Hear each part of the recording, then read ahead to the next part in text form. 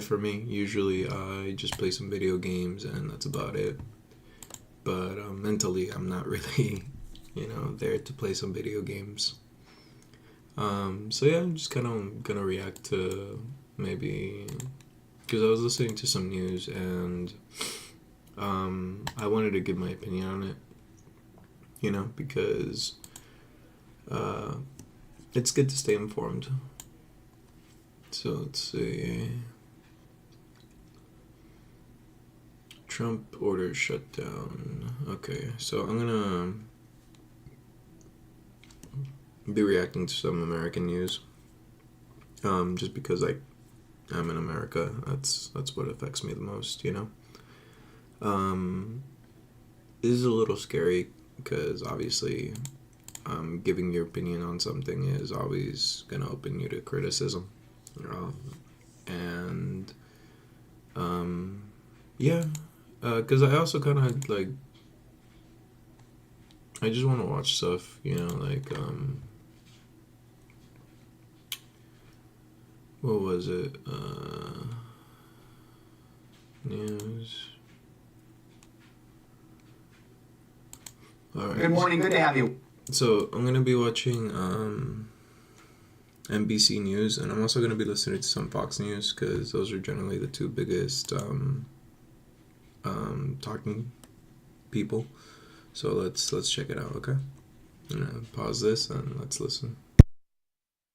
With us, I'm Joe Fryer. And I'm Savannah Sellers. We're going to begin our show this morning at the White House. Top Trump administration officials are coming under intense criticism for discussing those Yemen war plans in a group chat that inadvertently included the editor-in-chief of The Atlantic magazine. His name's Jeffrey Goldberg. President Trump and his allies are downplaying the leak, saying there was no classified material in those texts. But lawmakers are demanding an investigation into the incident. Some Democrats are calling on the president to fire the officials involved.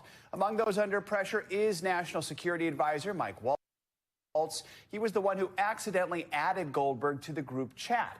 The president told NBC News that Waltz, quote, learned a lesson and he's a good man. In an interview with Fox News yesterday, Waltz said he took responsibility for what happened. It's embarrassing, right. Yes.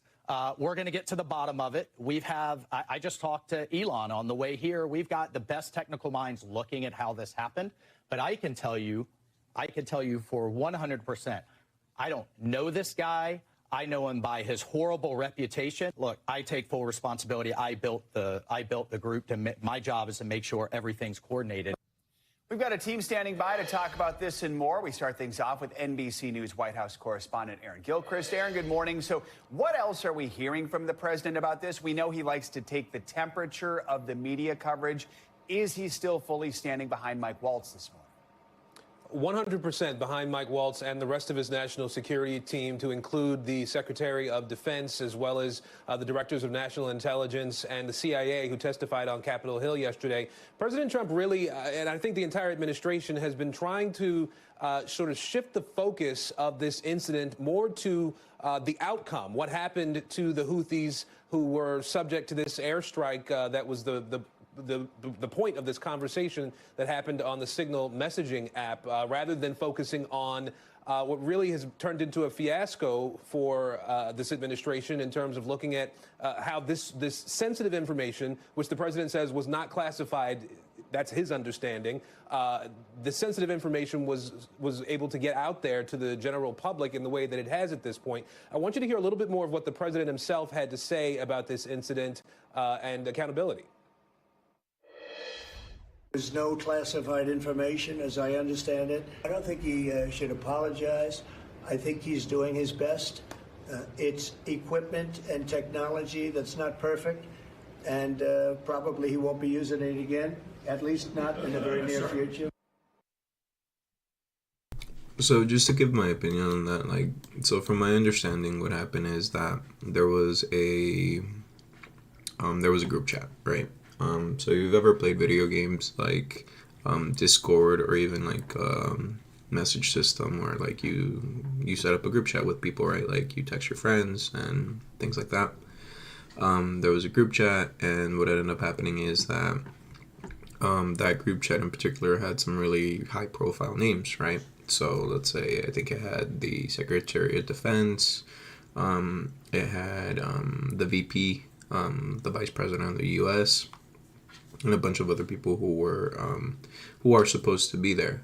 But one of the things that happened is that what also was included was a journalist. Now, where things get really sketcy is that nobody really knew how or why or even checked why that journalist was there, right? Like, it's kind of like me, excuse me, being on a text message app, and like I set up a group chat with my, let's say, I'm gonna reference like what I used to do. Like, let's say I have a team of people, and I set up this group chat, and I add in a bunch of people, like 7 or 19 people, right? Let's call this my day shift and my night shift. What this person did is, for his group chat in his day shift, right? The people who were supposed to be on the know, he actually accidentally ended in an extra number. And that extra number, well, was just kind of watching, like, it's happened to me some before. Like, I've been included in emails where it was for like legal contracts between a company I used to work for and a potential company that wanted to set up a contract between that company and this other company. And the right thing to do is generally be like, hey, I was CC'd in this, I shouldn't be in here. Can you please remove me from the chat, and I'll delete all these emails because this is confidential information, right? Like, I'm not gonna disclose any details, but like, basically the point is I'm not supposed to receive that. Remove me from this, and let's move on with our day. And that's kind of what happened here. This person was added in to this group chat accidentally, and then eventually they just left quietly. Now, when you leave a group chat, generally speaking, whoever creates the group chat does receive a notification. Like, let's say Mikey left the group chat. Well, it's going to say Mikey left the group chat, and I think the concern is from people, and justifiably so, is, well, let's take apart everything that is not that can be used as an attack angle, right? Like, oh, this is unsafe, or this is the person, not the person, like, we can leak our secrets, or this is illegal. What is really being pointed out is like, well, hey, like, there was a huge amount of carelessness because you're talking about war plans,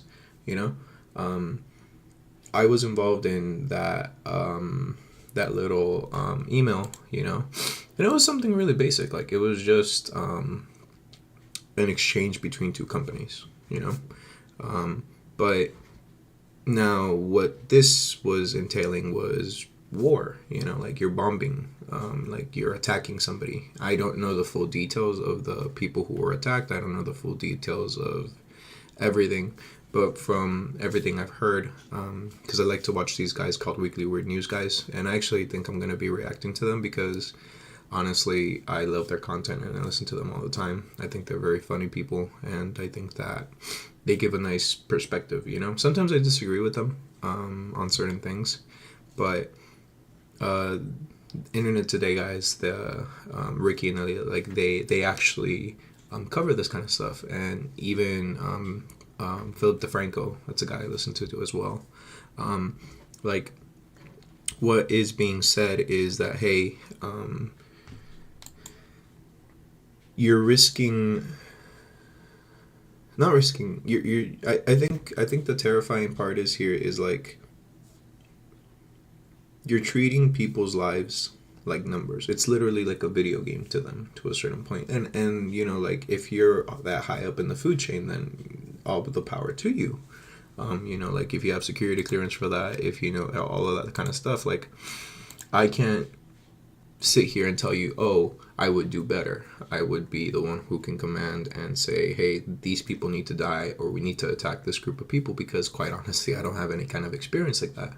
I play video games. I 3D print things. I don't have that kind of stress or that kind of responsibility on me. But these people do. Now, I think that had it been any other situation, like a regular group chat, because I'm sure these people, like, they talk to each other as well. Like, there's a reason there's a group chat, like, let's say it was for a law, or like, let's say it was for a lunch or a meeting. I think that the reaction from everybody would be much more like, why are you tripping? Like, this is just an accident. But because it's involving an attack, like, I don't know how to explain this, but to give you context, like, because this is what I imagine when it comes to an attack on another country. Like, you're using weapons of mass destruction, like missiles, you're using soldiers' lives, you're using drones. Like, there is so much money, time, and effort just on that, on the equipment, on the soldiers, on the resources that you're using, for it to be something that, oh crap, we accidentally let people know about this, And maybe there's a conversation there where you could be like, hey, you should be more transparent with that. Like, if we're going to attack somebody, like, everybody needs to know. But when it comes to global politics, like, we're not a unified world, I wish we were. I wish we could go I wish I could travel from Mexico to the U.S. easily. I wish I could travel from Canada to the U.S. easily. But we need passports. We have border lines. We have all these things because the world is separated by basically, like, tribes, like, the U.S. built itself up in the U.S. Canada started from there and built its government. Mexico started and built up its government. The lines may shift back and forth over who owns the land and who's in control of it, but the world isn't unified. Like, I know these are the big three, but you have China, Russia, and the U.S., and it's generally considered, oh, like, if they throw down, well, we're all kind of fucked. It's World War III, right? And I think that if you're in such a high level position, if you're in such a stressful situation, I think that you should take every precaution possible. But I also understand where people like, well, Trump is coming from. The guy made a mistake. Is it a big mistake? Maybe, like could it have put somebody's life in danger had this journalist been, a malicious person and sent the information to X, Y, and Z, and they did a counterattack or something, or they moved shifted critical targets, or maybe it wouldn't have affected anything. Maybe if they had warned the people who were getting bombed, hey, you're gonna get bombed. I don't know their situation. Maybe they couldn't have done anything in the first place. If somebody tells me you're gonna get bombed in 30 minutes, what am I gonna do? I can run away in my car. But if they know where I'm at already, if things are like that, like, my family's here, like, there's some I can't do anything. So again, I think it's much more deeper than just, hey, it's a group chat and it got leaked. No, I think it kind of comes down to, hey, like, this level of carelessness makes people scared. And the way everything is, nobody wants to be scared, You don't want your people to be scared, because when they're scared, well, they're unhappy. And if they're unhappy, I think that's just generally bad. Like, I think we remember the red propaganda and stuff like that. Like, there's generations that are marked by their fear of a certain thing. And let's say that you're trying to convince everybody that, no, this administration is on top of things, this administration X, Y, and Z. that is one of the things that's going to cause you not to be confident in them, whether you like them or not. And that can invite, well, further trouble, because if you're an enemy of this administration or of this country, if they get cocky and they're like, oh, well, yeah, look at them, they're not good at their job, like, we can do whatever we want, that invites trouble. And at the same time,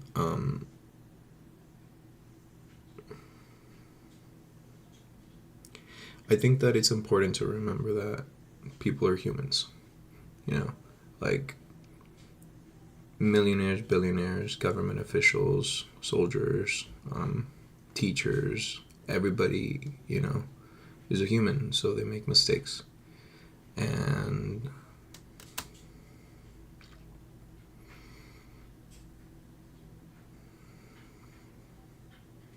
even if we wish those mistakes wouldn't happen, sometimes they will. But let's keep on watching. Sorry, I stopped it for so long. Now, we also heard Mike Waltz, the president's national security advisor, say again in that interview you showed a few seconds ago that there was no classified information in this conversation. He also went so far as to say that he would prefer the Atlantic not release more details, not release more contents of that chat, saying that the people who were supposed to be there believed that they were having a confidential exchange of policy ideas and exchange of information about some of the actions that the administration would be taking, Joe and Savannah. So, Aaron, we've mentioned lawmakers are demanding answers, some demanding repercussions. Is the White House likely to heed calls, at least for any type of investigation, or take any kind of meaningful action? We saw really aggressive back and forth from Democrats on Capitol Hill yesterday as they were questioning the Director of National Intelligence and the CIA director. This was supposed to be a hearing about really a different topic, but so much of it focused on this Signal chat conversation and the fact that the information there was able to get out to someone in the public. We know that there is at least one senator who's calling for Pete Hegseth, the defense secretary, and Mike Waltz, the national security advisor, to resign. As far as an investigation goes, the Trump administration has not been using the word investigation. They have said, the president has said, the press secretary has said that they are looking into this incident, suggesting that Elon Musk and his Doge team, these are technical experts who would be looking into how this person was added to the group chat, also the National Security Council and the White House counsel's office, the lawyers at the White House, are also looking into this incident. And there seems to be consensus, Joe and Savannah, that they don't want to see this happen again. Aaron, real quick while we have you, we wanted to ask about an executive order the president signed yesterday. It's a directive that requires people to prove their citizenship when they register to vote. This is certainly going to face challenges in court, but how could it impact our elections? Yeah, you're absolutely right. This is going to face challenges in court, Joe. This is something also that would represent really a major change in how elections are carried out in this country. The order orders the Election Assistance Commission to redo voter registration forms and require that voters prove their citizenship in order to register to vote. It also makes some changes to mail-in ballot deadlines and to election equipment in some instances. And the administration says that this is really designed to prevent non-citizens from being able to vote, which there's no evidence that happens in significant numbers. When people register to vote, they do have to swear on that form that they are both citizens and that they are eligible to vote. The expectation from some legal experts is that, Joe and Savannah, this will end up in the courts because elections are primarily run, if you will, by Congress and the states. The president doesn't necessarily have any authority or power over elections and how they're carried out. All right, Aaron Gilchrist, thank you so much. Well, senior Trump national security officials are... So, regarding the whole election thing, right? Like going ahead and requesting or having people prove that they're a citizen, right? I think that if there's going to be a conversation around that, right? Because you're already changing something that wasn't necessarily done before. Because we're supposed to have Social Security. And as far as I'm aware, and if I'm wrong, somebody correct me, please. Social Security is a identification number that is meant to be, it's our version, or it's America's version of, excuse me, it's America's version of a government ID, right? Because you have your state ID and you have the Social Security, which is issued by the federal government, right? Now, the state government and the federal government are two separate things. The states have a lot of power individually, but at the end of the day, the federal government is the one who has the final say in overall bigger picture stuff, right? Now, I think that if you are going to go through the method of creating a requirement that makes it beholden on the people who are going to go vote to prove that they're citizens, then I also think that you should have a easier method of proving that you're a citizen, right? And what I mean by that is, with the technology that is available to us now, and what I mean by that is facial scanning, fingerprint taking, I would say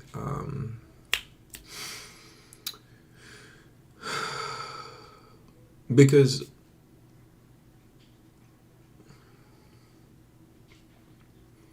how do you make it easy but at the same time difficult to forge, right? I think that's a really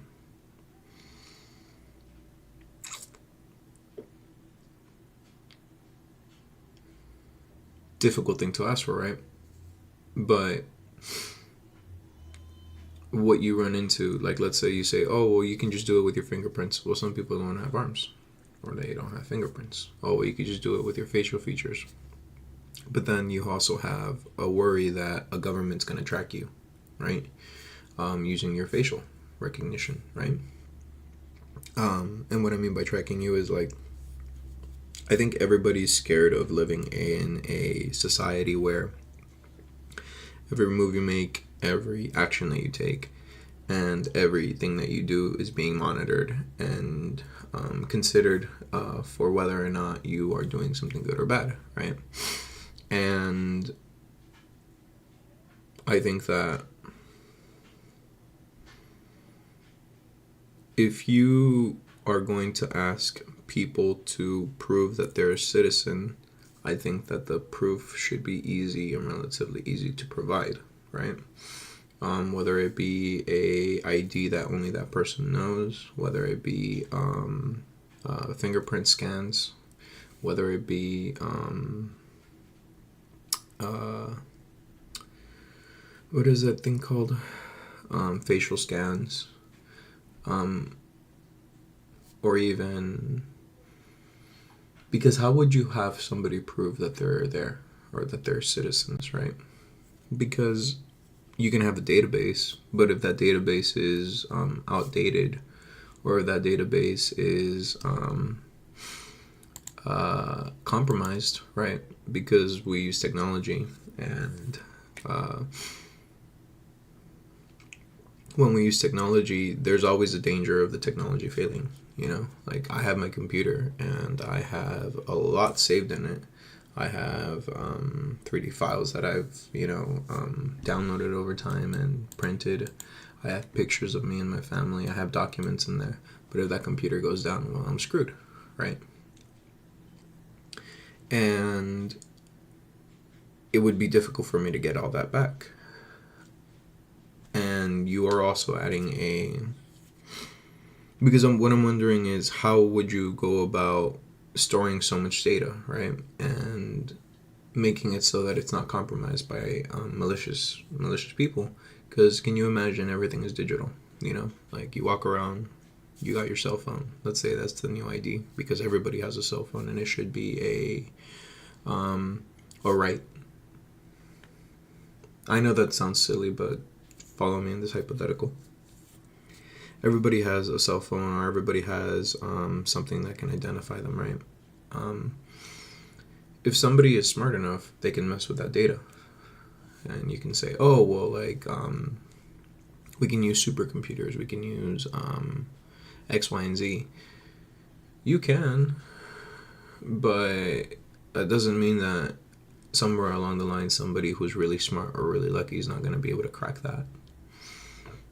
So you would still need people that are trusted, people that are capable to verify that, you know. But again, you would have to give that funding for the elections, right? And like, let's say for example, you don't even get to take the day off if it's like time to vote, you know. Like, if you vote, you still got to go to work, and some voting booths are really long, right? But if you do it all digitally, then you're open to somebody saying, oh, well, what if they mess with the numbers digitally? So regardless, you still have to have a physical component. You still have to have people there to cross-check and verify. But at the same time, you just need such a large amount of resources and so many redundancies in place. One, to protect the people from getting screwed over just because of a mistake, you know, because if you have a human element, there's going to be human error. And then you also have to have just this infrastructure where if you're going to have somebody vote digitally and you want to confirm all of their identities, well, how are you going to do it? When I do my when I do certain things at the DMV now, or when I do stuff with the U.S. government, it takes a scan of my face to verify that it's me. Sometimes for my business, when I participate with LegalZoom and such, like, they take a scan of my face to verify it's me. They check it up against my California ID, and then they scan my face and verify that it's me. But that can fail, you know. So there's the more things that you put in place for people to, requirements you add in to vote, you know, like you have to prove you're a citizen, you have to X, Y, and Z, then I would say that you also have to make it easier for people to vote. You have to make it so that the people can take the day off. It's a mandatory vacation day. You also have to make it so that there's a lot more polling stations everywhere, whether it be at a school, government office, X, Y, and Z.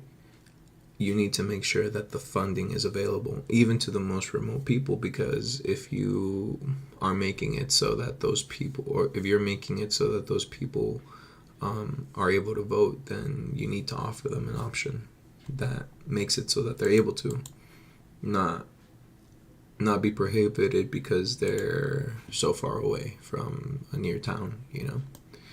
And then you have to be realistic, because you don't also want to just set up a polling booth in the middle of nowhere because there's might be somebody there. No, like,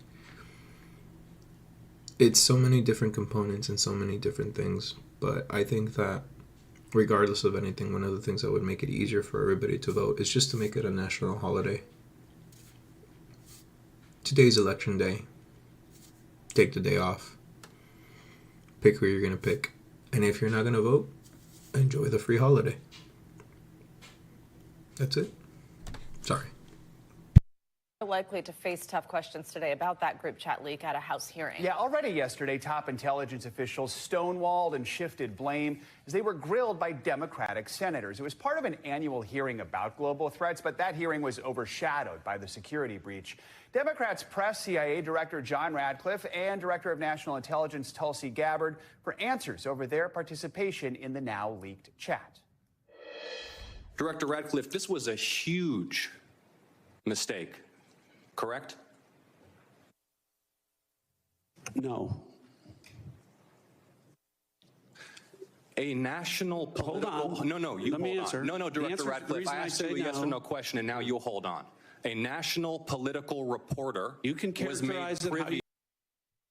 Okay, so I know that this is a Democrat, and I know that you're not generally supposed to take sides and such, right? And the reason I'm saying all this stuff is because when it comes to these government hearings, I think that it can be a little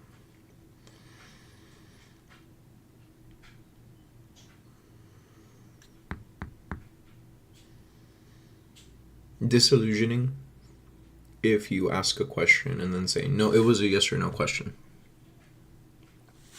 Some questions you can't answer with a yes or no. If you ask me, can you print anything?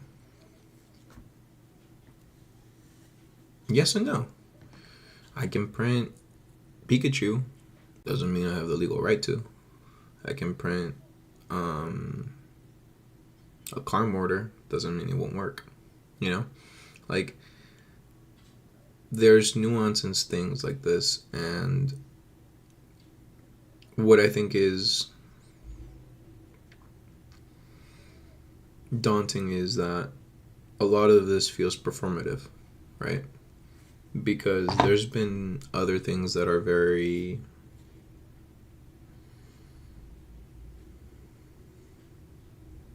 that would make you be like, hey, like, I think that you should be angry about this, like the healthcare in this country. Like, I'm not saying free healthcare, but I wish it was cheaper, you know? Or even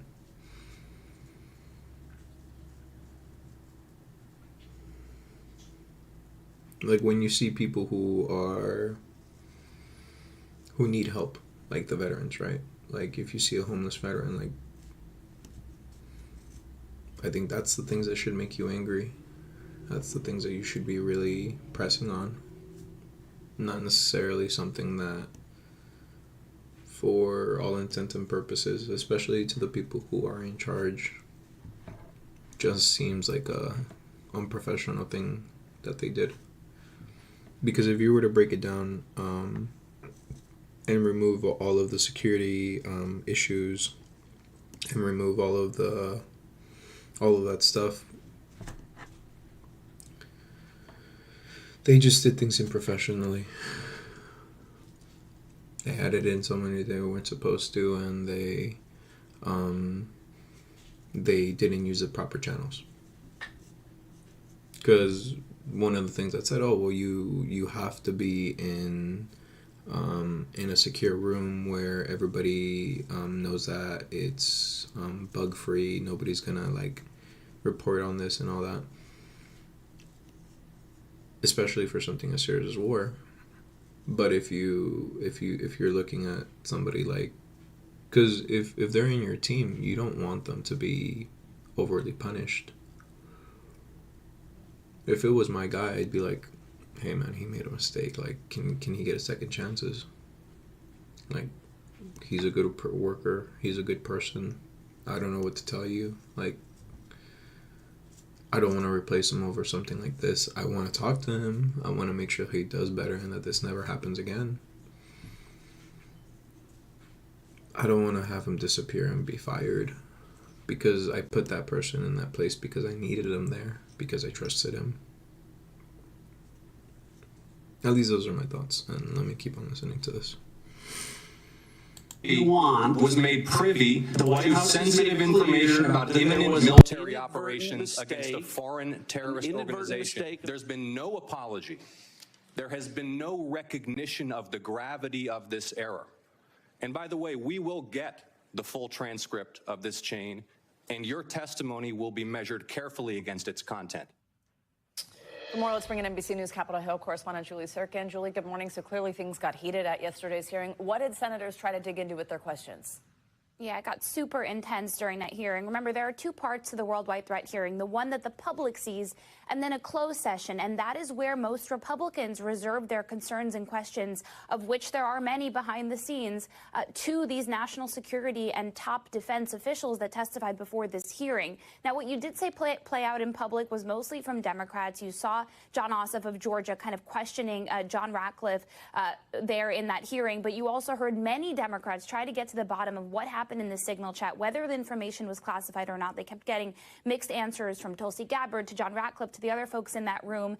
And Mark Warner, who was the top Democrat on that panel, really tried to drill down on this because he and many other Democrats and Republicans, by the way, were just stunned that this happened a mere 18 hours before this scheduled hearing was set to take place. Listen to this. If this was a rank and file intelligence officer who did this kind of careless behavior, what would you do with them? Senator, I'll reiterate that there was no classified material that was shared in that And signal. if there's no classified in materials, share. I think that we have to stop pretending that these people are normal. And that might be a controversial opinion.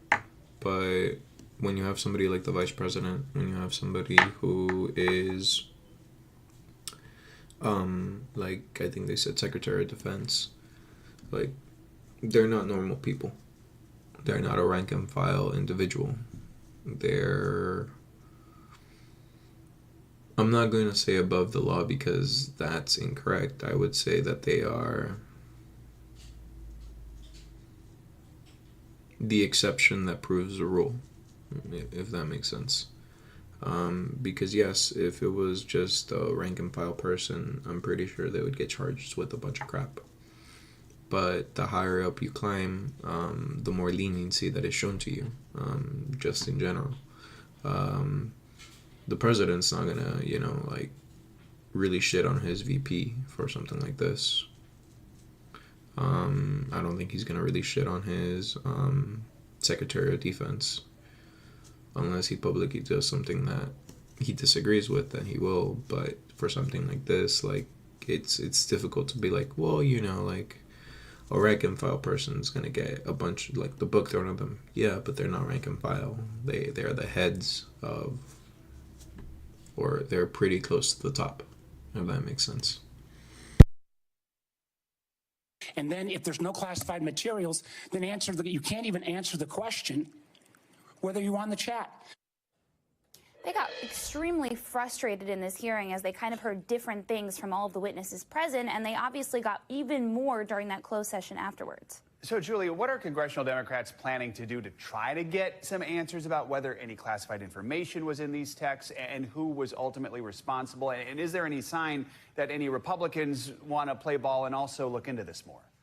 Well, Republicans playing ball is pretty key here because Democrats are in the minority in the House and the Senate, of course, and so they don't have much power when it comes to getting to the bottom of this. There is a new letter out this morning from the Senate Minority Leader Chuck Schumer and top Democrats to President Trump expressing their anger and frustration at this, wanting to get to the bottom of this situation. But when you talk about Republicans, the top Republican in the Senate, John Thune, yesterday said that he expects some of his committees, the Senate Armed Services Committee, for example, who could call in Pete Hegseth, who is the Defense Secretary, who was on that chain, that signal chat before the panel. He said that his committees will be holding hearings, will be trying to get to the bottom of this. It just depends how much the other side of Pennsylvania Avenue at the White House actually wants them to. I asked a number of Republicans yesterday if they want to see the full signal file, if they want to perhaps get some of these officials on the phone or in the room. They said that they do want to do so. They want to see everything. But of course, we'll see exactly what happens, whether it's a public hearing, whether it's a conversation or a hand slap that happens in private. That still remains to be seen. But as you mentioned, those officials will be back on the Hill today, testifying before the House Intelligence Committee this time. So when it comes to politics, a lot of it is optics, right? I think that if optics were to say, hey, like, because this is the president as well who's, like, involved in this, whether, like, we would like to admit it or not. He controls the Republicans, right? He keeps them in line. Like, if it is politically good to lambast and shame these people, then they will, right?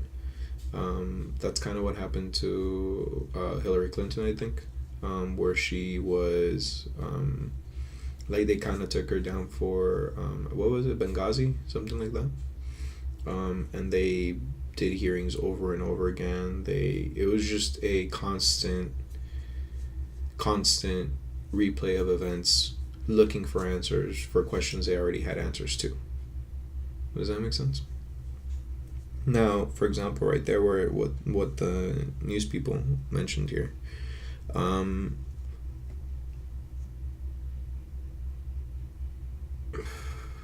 Republicans are in control.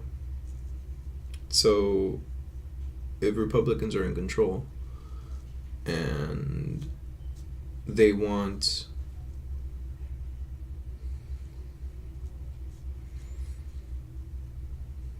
don't want to lambast their people, it's more than likely just gonna be a private thing, a slap in the hand, be like, hey, why are you being so stupid? Don't do that. Or follow procedures next time. Because again, like, when it's your people and when you are the one with the power, to put it in company perspectives, right? Like corporate perspectives, like if your manager is cool with you, right? And you come in late, you can come in late every single day. You can be late every single day, 15, 30 minutes every single day. But as long as your manager is like, hey, you know what? He's my guy. I got him. Excuse me. I trust him. He's okay. Then you're going to get to come in late and make mistakes. But if your manager isn't on your side and he dislikes you, or let's say that this manager is really, really strict, right, with just you, which would be considered discrimination, but that's a whole nother topic. Then if you're 15 minutes late a couple times a week or a couple times a month, you're going to get fired. You're going to get write-ups. You're going to get talking to. You're going to have all of this crap thrown at you because, well, you're not in the in crowd. And I think that's kind of what we're seeing here. I think that, again, because for example, like Republicans, they're asking questions behind closed doors, right? And you could say, oh, that's because we need to keep national security secrets in place and all that. It could also be because they don't want to publicly humiliate the people who are in charge of some of the highest departments in the country. They don't want to undermine national confidence. They don't want to appear weak or appear as though the people that they have entrusted such a high responsibility to is extremely incompetent. And Democrats right now, well, they're not in power, which means that if they were good politicians, they're going to go out of their way to make this as loud as possible. But because they're not in control, realistically, what can they do? Like, they can hold committees, they can they can talk to the press, but unless the people really care, and as far as I could tell, they don't, then it's just going to be another thing. Julie, before we let you go, one other quick thing we want to ask you about this battle that's brewing between Republicans and federal judges. This is these judges who have issued rulings blocking parts of President Trump's agenda, like, for example, the one we've been talking a lot about with immigration, this current hold on deportations under the Alien Enemies Act. House Speaker Mike Johnson, he made some pretty aggressive comments yesterday floating the idea of eliminating federal courts. Let's play some of that. We do have authority over the federal courts, as you know. We can eliminate an entire district court. We have power funding over the courts and all these other things. But desperate times call for desperate measures, and Congress is going to act. So stay tuned for that. So, Julie, what are Republicans actually exploring here as they try to push their agenda past these judges and courts? Yeah, House Speaker Mike Johnson threatening with the power of the purse. Of course, Congress does control the federal spending. They can, in theory, shutter an entire district court. I think that should be taken very seriously. Not because like I hate Republicans and all this crap. It's that if somebody tells you they're gonna do something, listen. You know, right now it seems like some federal judges are blocking certain parts of the Trump administration's agenda. And you can have your own opinion on that. You can be like, well, the judge is incorrect, or the government's in the wrong, X, Y, and Z. But if like the Republicans are telling you, no, yeah, we're going to do that. We're going to look into defunding them or making it so those courts can't stop us anymore. Then if you're a concerned citizen, you should take that very seriously, and then look into like your local politics to see what you can do about that. Because yes, Congress has the power of the purse and the power to make laws, but that doesn't mean that you can't locally support a federal judge, as weird as that sounds, like you can't protest or that you can't do anything about it. Like, you need to get informed in how you can make a change, or even how you can prepare yourself locally. Whether it be you support this action and you want to say, yeah, like, get rid of the federal judges, or whether you are against that and be like, hey, I don't agree with that. I want to protest, or I want to make some government action, whatever. Like, talk to my congressman, whatever it may be. Because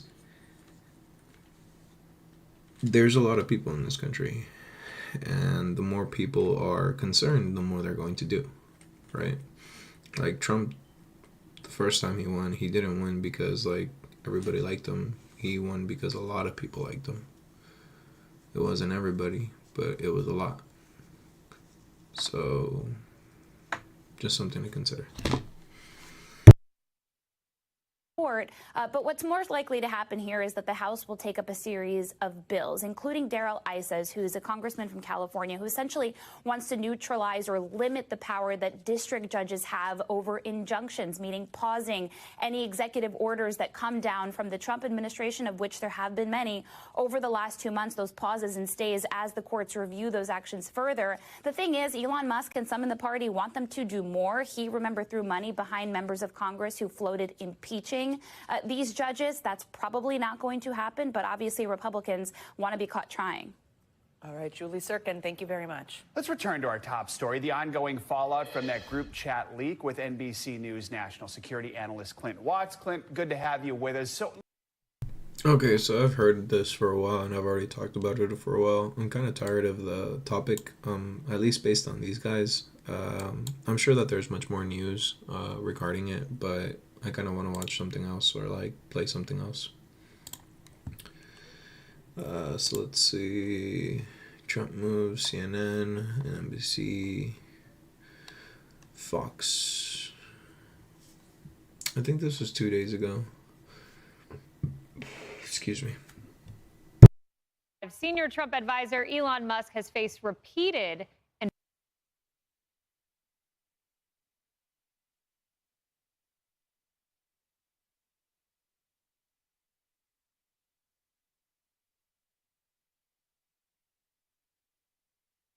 beautiful day when we're on the road talking to the troops and actually in real time reestablishing deterrence. You see, that's what President Trump has charged the Defense Department with doing.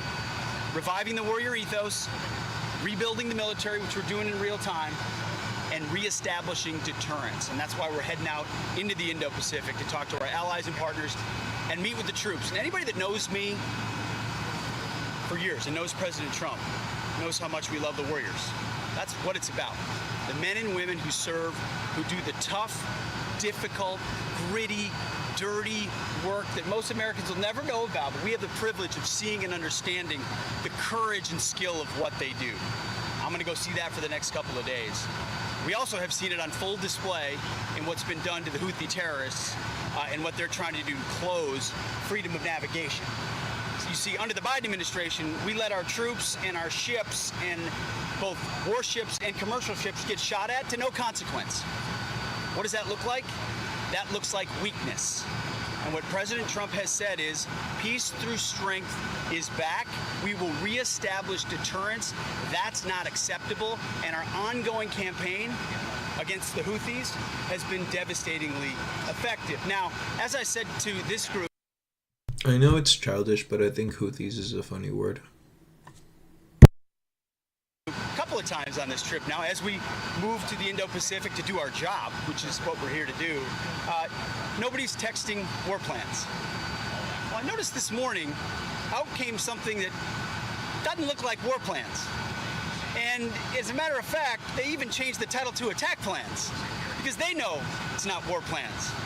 There's no units, no locations, no routes, no flight paths, no sources, no methods, no classified information. You know who sees war plans? I see them every single day. I looked at them this morning. I looked at attack plans this morning. You know who does attack plans and war plans? Men like that admiral right there, Paparo, for the Indo-Pacific, or Eric Kurilla, our general in CENTCOM. They do attack plans and war plans. And thank God we have those leaders who do it and do it well, and our enemies know it. My job, as it said atop of that, everybody's seen it now, team update is to provide updates in real time. General updates in real time, keep everybody informed. That's what I did.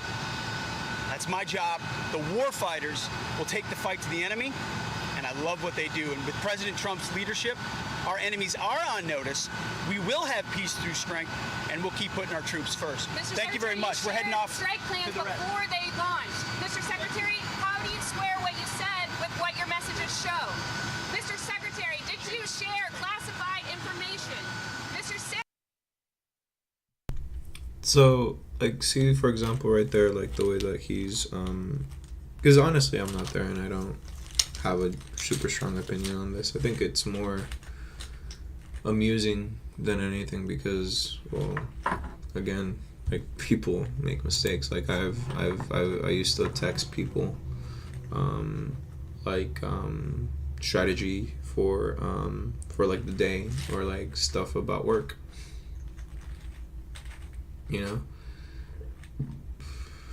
if you take him as his word, where he's like, no, those weren't war plans. Like we are. I was notifying them. That's believable, I think. But I think that there's also something to be said over the fact that I think in the group chat there was, I think they were asking the VP for permission, you know, like to proceed. And the VP ended up giving that permission or saying, yeah, go for it. I think that's where it changes from just talking to war plans, because you're getting a confirmation of an action. You're asking for permission. You're not...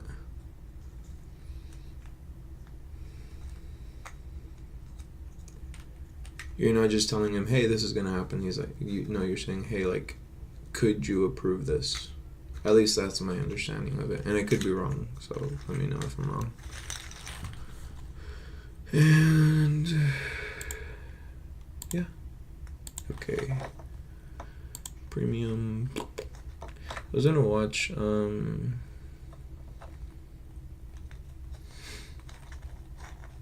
I want to watch this. This year, I made over $360K US from this YouTube channel without having any full-time employees. And in this video, I'm going to show you how I would do that exactly step by step in the next 12 months, so that you can copy my framework in 2025. But be careful, I'm not promising you to make like $10,000 in 30 days or anything like that. I'm not here to sell you an unattainable dream. In fact, I'm going to show you a really... Okay, sorry about that. I'm smiling because, like, I think that's the dream for everybody. But at the same time, if everybody does it, then nobody does it. Does that make sense? But I think that if you are fairly charismatic, if you are diligent, I think you could do it. It's just actually putting in the work, like not just doing it for a couple minutes a day, because there's gonna be some people who can make a 5-minute video and they will be instantly famous and they'll be viral, you know. Most people aren't that people, but at the same time, like I think you should look at the population of Earth versus how many people have access to the internet, how many people have access to video games, how many people have access to all of this technology, right? Like, let me see some basic stats. So let's say new tab.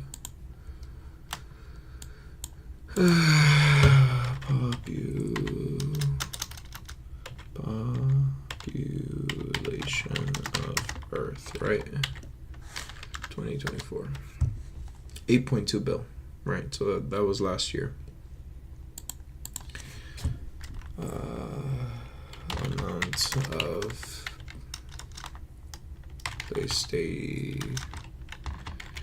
PlayStation users. 118 million. Right? Now 8.2 billion, you have an extra 3 zeros. 8.2.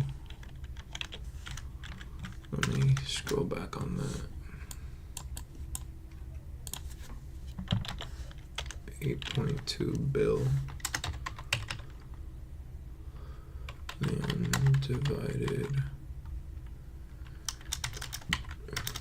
divided by 1, what was it? I think 118 million. Yeah, 118 million. Oh, no. X V X V and enter. So that is 0.014%. So it's not even 10% of the population who in the entire earth who has who's a PlayStation user. Or let's break it down. Amount of PlayStation 5. Right? Sold.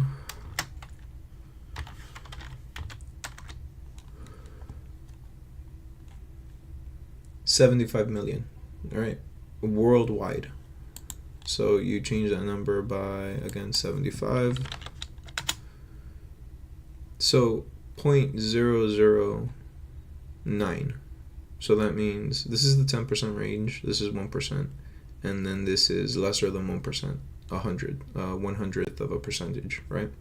So that means that less than 1/100th of the population in the entire earth has the opportunity to have a PlayStation 5 in their living room, in front of them to play. Shrink that even smaller to the people who have the time to play it, to the people who have the inclination to play live, to the people who have the capability to play the games that are interesting to people.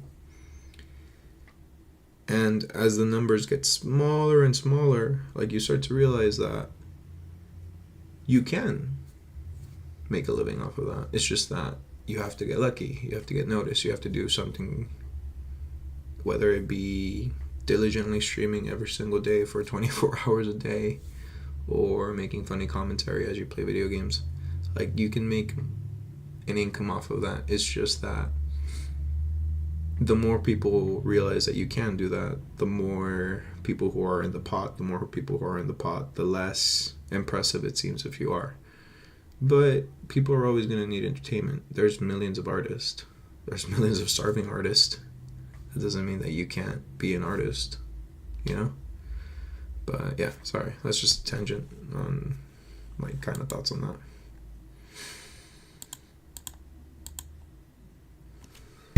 Holistic approach, and by using this approach in 12 months you will be able to go from $0 to $1,000, maybe even beyond, even with a full-time job and even without any experience. If you're still chasing the dream of get rich quick, suddenly become a millionaire in like 6 months or anything, forget about those, okay? Let's be realistic and let's get... Yeah, like, the older I get, the more I realize that doing something quickly is not really it's not really the way to do it if you're gonna get rich or if you're gonna have a sustainable income, right? Again, there's gonna be exceptions where this person went viral and everybody wants to buy their product because everything is so amazing about them. You're probably not going to be that person. That doesn't mean you shouldn't be diligent. That doesn't mean that you shouldn't have pride in your work. That doesn't mean you shouldn't put your quality first, or that you should just give up. It just has to mean that you have to be realistic with your expectations. Like, I've had people offer to make me a custom logo on my Twitch. I am afraid to do that because, quite honestly, I don't think I'm gonna make it. I'm making my 3D printing company. I'm live streaming, but there's days where I'm just like, dude, you're so dumb. Like, what are you doing? Go get a job again. Get that 9 to 5, and you know. But that doesn't mean I just want to give this up. So I'm still trying to earn income. I'm still trying to take pictures, set up stuff, make videos. Not so much because I'm going to be like, hey, this is where I'm going to make my money and this is how I'm going to sustain myself. It's because honestly, I just like this. I like making videos. I like interacting with people. I like being grateful to the people who watch me. I like their commentary. I like them giving me advice, even though I'm like, hey, I already know that. No, like the fact that they took the time out of their life to be like, hey, I think you should try this, or I think you should try that. I used to think things like that were criticisms. But in reality, like, if somebody tells you something, they took the time to do so. Does that make sense? And I think that time is the most valuable resource anybody has. Because sometimes you think you have all the time in the world, and next thing you know, you don't have any time. I think that's one of the biggest things I learned over the past year. I thought I had all the time in the world, but then I got a scare with my health. And that made me realize that my time can be very short. Even if I'm like, hey, I'm young, I have time. Sometimes you don't. And if you do, be grateful for it. Those are my thoughts. Sorry. Get started. When it comes to building a one-person business, there are 6 steps in my opinion. And the first one is understanding how attention works and how creator economy works. Most people think that actually when they start like posting online, the thing that they fear is getting canceled. But in reality, actually getting canceled or being controversial is not really a big issue, because as long as people are caring about you and as long as they are giving attention to you, it's actually much better than not getting any attention at all. Sure, it can have a long-term impact in your personal branding and it can affect you in a negative way, but actually the most important thing in social media in today's... I think I agree with that. So for example, I would make YouTube vids before I would make YouTube vids about 10 years ago, right? And I would make guides, and I would make I'd just make random videos. I had a little community around me. My YouTube channel got up to like 1,000 subscribers. And I love those people because like I'd be stupid, I'd be goofy, and I'd just talk and they would listen. Sometimes there'd be somebody saying, hey, like, your intros are bad, your audio is bad. You took the time to tell me I could do better with something. Why would I hate that? But I stopped. And the reason I stopped is because at the time, my mentality was, I have a girlfriend now. That was the first time I ever had a girlfriend. And I was promoted at the company that I used to work at. And when I got promoted and when I got a girlfriend, I developed these thoughts of how I should be, right? Like, I have to be a company man, I have to provide money, I have to do all these things because that's what's expected of me. I can't make YouTube videos anymore. That's silly. Like, it's a silly little game. You're not gonna make any money off of it. Or the people who watch it don't really care. Fast forward to 8 years later, 10 years later. When I was in my darkest moments, and I would post a video, I'd get a comment from some people. I used to watch you when I was in middle school. Hey man, I still remember that game that we used to play. And it showed me the impact that I had on those people. I didn't think I was important. I didn't think anybody cared. I still don't think I'm important. I still don't think people care. But those comments told me otherwise. They wished me well. They were really nice and really kind to me. And that's one of those things that kept me going. Especially when I just don't want to exist. So, if you're ever going to do this, be you, and that's okay. But also understand some people might not like you, and that's okay too. If you don't like yourself, then see what you can change. And try to be nice to yourself. I used to be really, really shitty to myself. I used to look in the mirror and be like, damn, you're a piece of shit. You're doing this all wrong. You are fucking up every day. Sometimes I still do it. But then I thought, how would I talk to my sister if she had these problems? It's okay, kiddo, don't worry. You got this. I am proud of you. I don't stress out about it. Everybody makes mistakes. And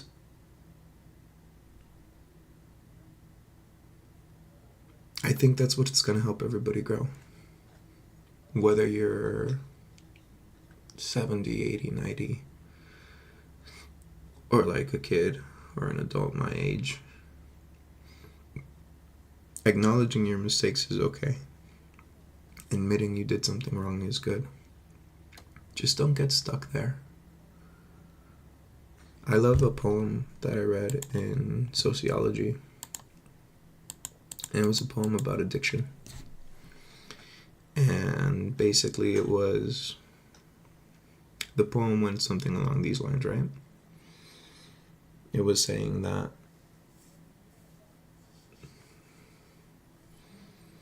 I was walking down the road and I found a hole. I was walking down the road and I fell inside of that hole. Right? And then every day I would walk down that road and every day I would fall in that same hole. But then one day, instead of walking straight and falling straight inside of that hole, I took one step to the left. Or I took a step to the right. I still fell in. But that step that I took another one another day. And then another one another day. And then one day I just realized I completely went around that hole. And don't misunderstand me. In life, there will be holes that you're gonna fucking find, one after another. There's so many things I do wrong. So many things I wish I could better about myself. But there's also things that I know I've done better. There's also things that I know that I've made work.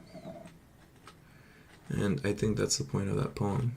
Yes, you did something wrong today. Yes, you messed up. It's okay. It really, really is okay. Don't get me wrong, don't kill somebody and be like, hey, like I killed somebody and I'm going to, no, there's limits to these kinds of things, you know, like if you do something truly heinous, sometimes there's really no second chances. And if you're blessed with a second chance, I would say don't waste it. But if you make a mistake where you're like, hey, I didn't study as much as I should have, I didn't save up the money I was supposed to, I got to this place late, or I was messy today, those things are okay, because you can do them later, or you can do them again, and as long as you keep on working on it little by little, you will develop good habits. You're going to see that your dedication and your hard work pays off, Because even if the people who you want to acknowledge you don't, there will be other people who do. There will be people who look at you and say, hey man, good job. I'm proud of you. And it takes time. It takes time to get fat. It takes time to get slim. So, yeah. Like internet currency is attention. And if you would, for example, even look at to Kim Kardashian's like Skims, it's $1 billion company. And the reason behind that is, sure, like she's doing a great job and she has probably good products, but mainly the reason why she was so wildly successful at her business is because she gets a lot of attention. So she is able to monetize and capitalize that attention and turn it into a product. Even though Kim Kardashian doesn't necessarily have like the most safe and most like loved brand, she's still able to capitalize on that attention and turn it into money because she gets attention. If you would only talk in terms of money, then as long as you're getting attention and if you know how to capitalize that, you can make money. The problem with only relying on attention is that you can easily become a one-hit wonder. Yes, maybe there's like a video of you going viral and you were able to get attention and turn that into money, but if it's not a recurring attention and if you're not able to build a true influence, then you won't be able to make money in the long term. So if you want to think long term, then we can't only rely on attention, and what we need to rely is influence. So what do I mean by this? You might be thinking, what is the difference between influence and attention? So attention is anyone just being interested in you, right? But Here, let me see if I can guess what she's gonna say. So attention is when somebody looks at you, right? Like let's say that, like she said, you got a viral clip, right? Or like a viral video, and you know you had 7 million pairs of eyes on you just for that split second. That's attention. Somebody looked at you, somebody saw you, somebody was watched whatever viral moment that you had. Influence is when it's not just attention, like it goes beyond like looking at somebody. It's more of like you get somebody to act a certain kind of way, and it doesn't necessarily mean, oh, I got them to give me money. No, you got them to think about something. You got them to think about whether it be an idea. You got them to think about a like a thought they never thought. I think, at least in my own personal opinion, that's influence. And there's scales to it, you know, like maybe you had this person change an opinion, or maybe you had this person build up an entire industry. That's different levels of influence, but I think that's kind of like what she's going for in influence and attention. influence is actually the ability to change people's way of thinking and the way that they act. So for example, if you would compare TikTokers and YouTubers, you can clearly understand the difference between influence and attention. So I remember there was a TikToker who had like millions of followers and she did a meet and greet, but no one showed up. That shows she gets attention, but she has no influence. So she couldn't influence people to, get to meet to her in real life. So even though she was getting a lot of eyeballs, there was no true influence. She wasn't able to change anyone's behavior. So we don't want to be like that. But if you would, for example, compare to a YouTuber, even, I know YouTubers who are around like 10,000 subscribers making millions of dollars. The reason behind and see, like, that's another thing that I think that is quantity over quality, right? Like, you can have a lot, but it's not very worth very much. But you can have a little, and it's worth a lot because of how, well, like she said, like how influential you are to those people. So yeah, sorry. that is, even though the attention is smaller, the influence is bigger. So yes, attention is important, but the quality of that attention is even more important actually. And understanding this will allow you to shape your mindset around it and try to create as much as value you can to influence people. So the way that I like to think about it is that without attention, you have no influence, but without no influence, you have no business. So it's always influence is more important than actually attention. But if you don't have attention, if you don't get attention at all, then it doesn't matter because you can't have influence without attention. So understanding how to get attention and create influence is the first step of building a one-person business. And to do this, we need to focus on our second step, which is creating your USP and delivering free value. So USP is actually a very important term used in business and also when it comes to growing your YouTube channel too. So Okay, so this is something that I've never heard of. So this is kind of new to me. Maybe it's something I've heard about, but not have a proper name for it like she does. First question that I always like to ask, my students who are trying to grow their YouTube channel is that what makes you different than others? Why should people care about you? This is also the question that I ask myself every single time I'm about to create a new video. And if you want to build a one-person business in 2025, then we need to have a USP, which stands for unique standing position or unique selling position. They're already so. I honestly don't think I have a unique selling position. Because I like video games, I like making guides, and I like to ramble. I think a lot of people like to do that too. Maybe some of you guys like my opinion. Maybe somebody likes the way I play games. Just thoughts.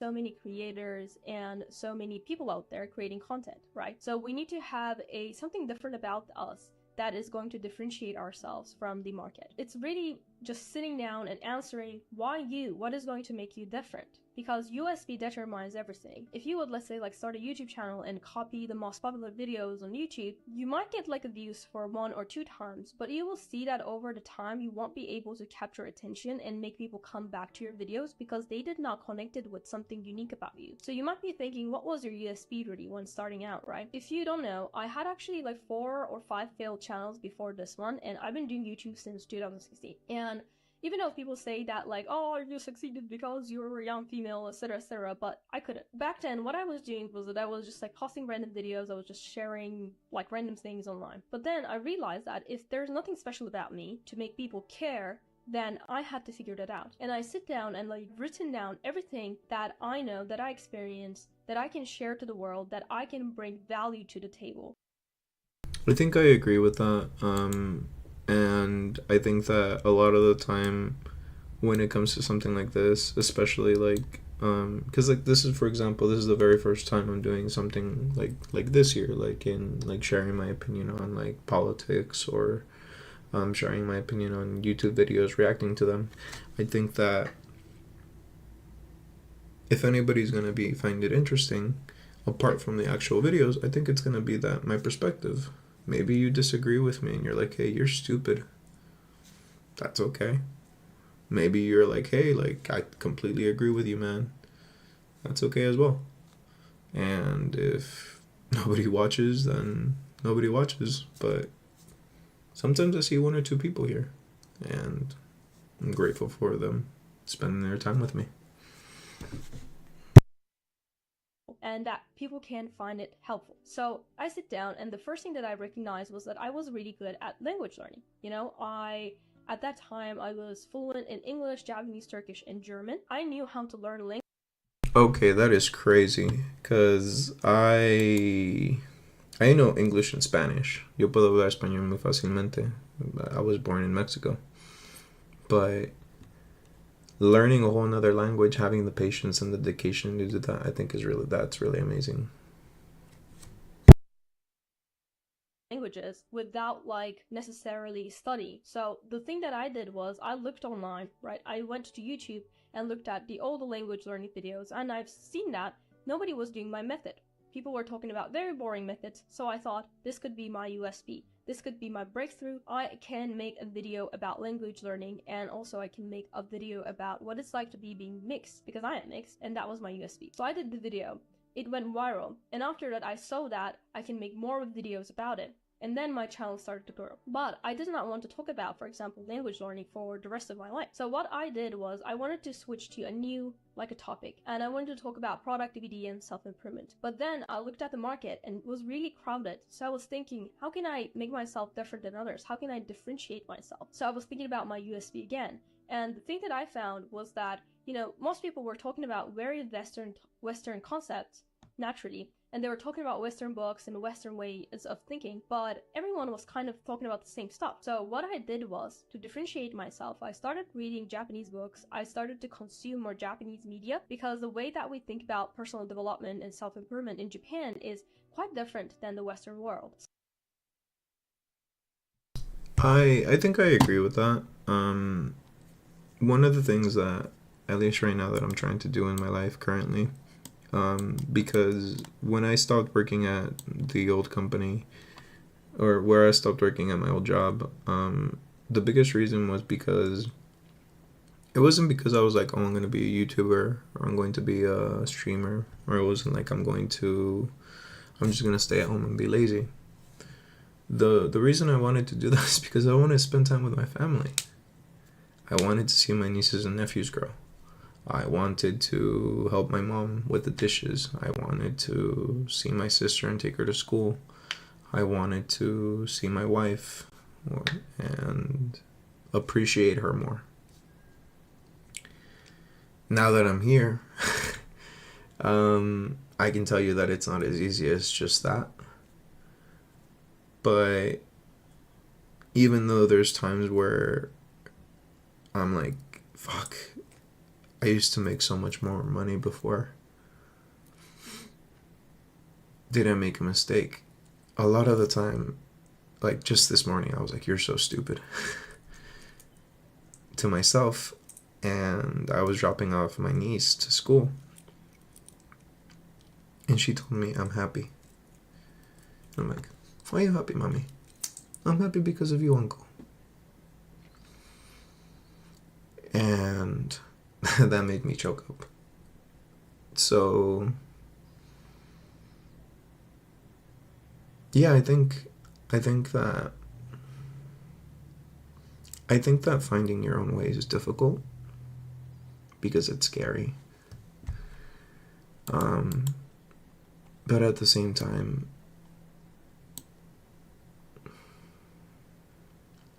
it has its benefits.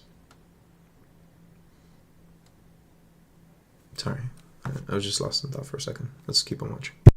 So I decided this could be my USB, and I started to make videos around that. And that really actually changed. And after that, I basically experimented with more different things, and that allowed me to build an audience in a self-improvement / personal development niche. And that made me differentiate from other people. And, if you're just starting out, you have to make yourself different than others, and you have to tap into something unique that is going to make you stand out. And if you're struggling with this, I basically created a free USB Finder worksheet that you can find in the description below. It's completely free, and it is designed to help you find your unique strength so that you can stand out from the crowd. After you find the USB, because without the USB, you're going to fail. Like, that is for sure. Or even if you succeed, people are going to forget about you very easily because there's nothing special about you, right? So what we need to do is that the second step is we need to learn how to deliver value for free. So for example, this video, the reason why I'm sharing all these things that I learned across multiple years.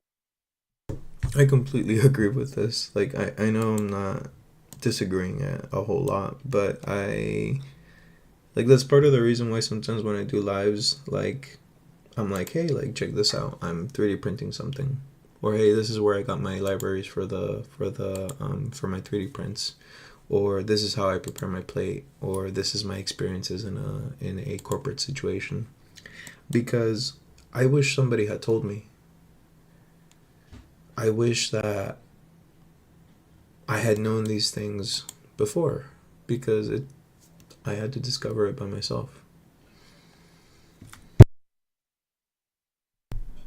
Yeah, sorry. Of me trying to build this YouTube channel and trying to build a business around it is because I want to deliver you free value. I want you to find this video valuable so that I can prove myself that I know what I'm talking about and I can gain your trust. Because if you find this video Actually, so one of the biggest compliments I ever received, in a comment, right? It was recently, and I was talking about how I'm building my business and all of this stuff, right? Or I'm going to build a business and all these things. One of the biggest compliments that I received from somebody was like, "Oh, if you make YouTube, if you build your business, or like if you do what you want to do with how you made guides for ninjutsu OL, you're gonna do great." That person had more confidence in me than I did. I was like, "Oh shit, thank you." You know, like, so I agree. Sorry if I pause too much, but I don't know. I think this video is a good video. I like what she's saying. I think that her advice is very practical so far. Valuable, you'll probably look into my other videos, and if you find them valuable enough, when I, let's say, offer a service to, let's say, teach you and coach you, you will be more interested in it. Most people online fail to identify their USP, and not only that, they also try to sell products and services too early. Without bringing free value to people, there is no way you can sell a product. Because think I agree on this. This is why sometimes when I talk about my 3D prints or like me, the business and stuff, I feel kind of shitty because I'm like, hey, like, fuck, like, I'm not trying to push this on you. I'm not trying to be like, hey, like, buy this. No, I'm just trying to be like, hey, this is cool. Like I'm happy about this. Like, I'm genuinely happy, and like I think I want to share, you know. But that's sorry. I keep on stopping, but yeah, go ahead. about it this way. You know, you came across a random, like, stranger online and they're offering a product, nice, but you don't know them. Like, you have no idea whether they're a scammer, whether they're a trusty person. And I feel like also the reputation of people selling stuff online is not that good because... Yeah, actually, so when I first went to the swap meet and I was sitting there, I was really grateful to people who gave me a shot because there's been one or two people who messaged me and they're like, hey, like, I want something custom, and I've already made something custom for somebody. And I was on the phone with somebody else and he's like, hey, like, I tried somebody else. I gave them a really long time and this wasn't working. And he gave me like, not a horror story, but like basically saying that he's been disappointed before. And I think that quality shows. And sometimes I can admit that I make mistakes, but I like to prove myself with my quality. Like, I like to prove myself with, like, my video game skills. Like, I beat Elden Ring, you know, I beat Bloodborne. I can beat difficult games that some people can't. Not because I'm special, but because I like to. And I think that sometimes we get lost in trying to be like, hey, like, oh sweet, I leveled up. I've been meaning to level up woodcutting for a long time, and I think now that I'm doing something like this where I'm reacting to videos, I think that that's what I'm gonna be kind of doing as I react to videos, because like this hits something in my brain nicely. Like, I'm watching a video, I'm talking about it, and then like I'm also leveling up. I kind of want to make it a goal to level everything up, you know, to like level 99, because I think a lot of these skills are like level 110 now. Yeah, okay, so sorry. She was saying something and I was kind of agreeing, but let's go. So many people used it in a bad way, I would say. What we need to do is that we need to share valuable information as much as we can to our audience, share whatever we know that we can teach to people, share our experiences, etc., so that we can gain our audience's trust and we can prove them that we're not the scammers, right? So if you're just starting out, whether that's YouTube, that is through Twitter, or whatever that is, and I remember that one of the ways that I grew the channel back in the day was like I would be in group chats or like groups in Facebook, and we share our builds, and the people there were super generous, and like I like the fact that I was talking about something, like I was like, oh, like Kakashi is really good because X, Y, and Z, this is how you get these mats. Like, they agreed with me because that's how they realized that this way they could do it themselves. And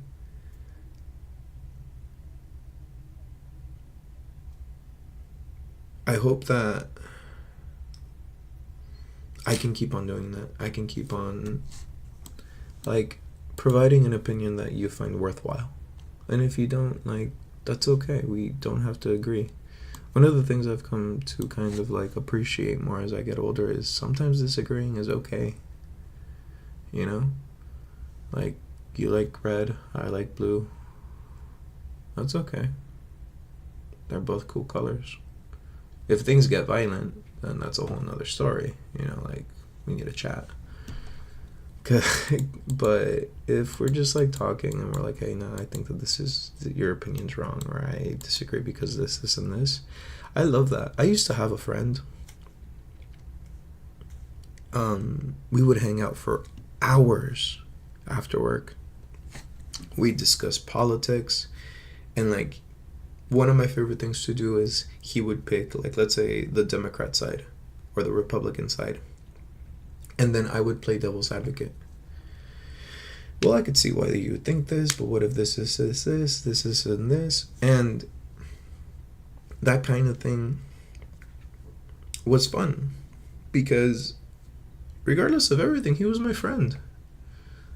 He said some, like, controversial shit, to me at least.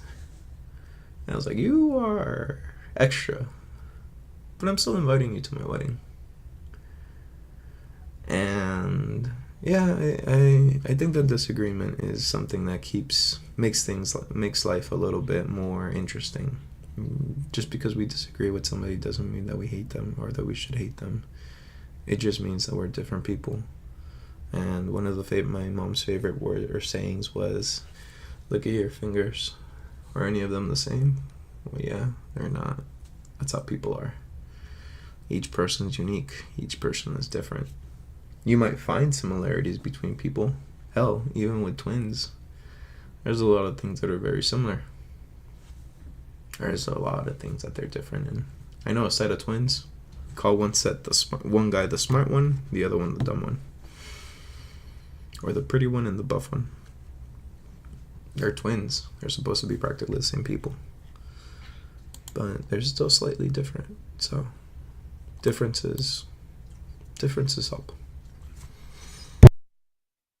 If you're building your online business, especially as a one person, the first thing you need to do is not to create your product, but to first build your USP and also deliver a lots of value for free so that you can gain that trust and you can build that community. So now that you understand the importance of USP and also they're delivering value for free, you might be thinking, how can I deliver value for free? What should I do? I personally recommend doing YouTube, not because I'm biased and I'm a YouTuber, but because I personally think YouTube is the best platform to create. The amount of influence you can have on YouTube is like, you can't even compare it to other platforms, because I don't know about the influence part, but I like YouTube because that's what I grew up with.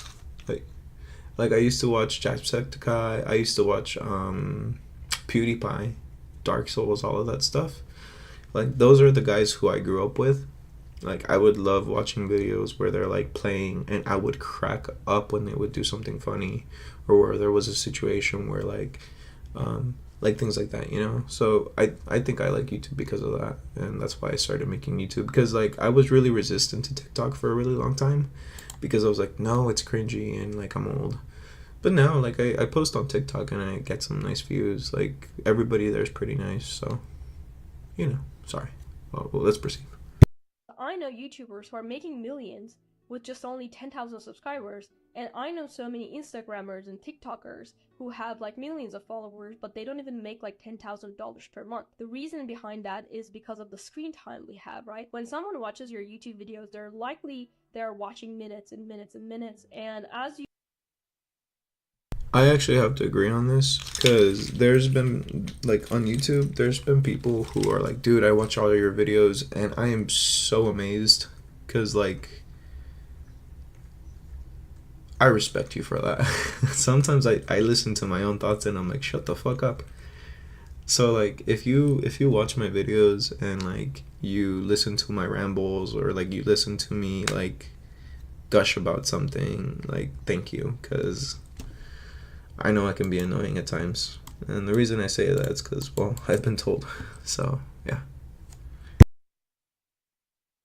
You build your video catalog, they're going to be already consumed your videos for hours. But let's say for an Instagram, even if you have like hundreds of content, most people are just watching it for 30 seconds. So if you compare the amount that we spent together, YouTube always wins actually. So because of that, you can build a relationship, much deeper relationship with your audience. And when you're developing your products and services, your YouTube audience will more likely to buy that product because they already know who you are and what you stand for. So if you want to build I know that I want to kind of pause here because I'm getting a one-person business, I personally recommend YouTube and using YouTube as a way to deliver value and way to establish. I've been talking a lot and I accidentally opened Elden Ring. But yeah, hang on. I'll be right back.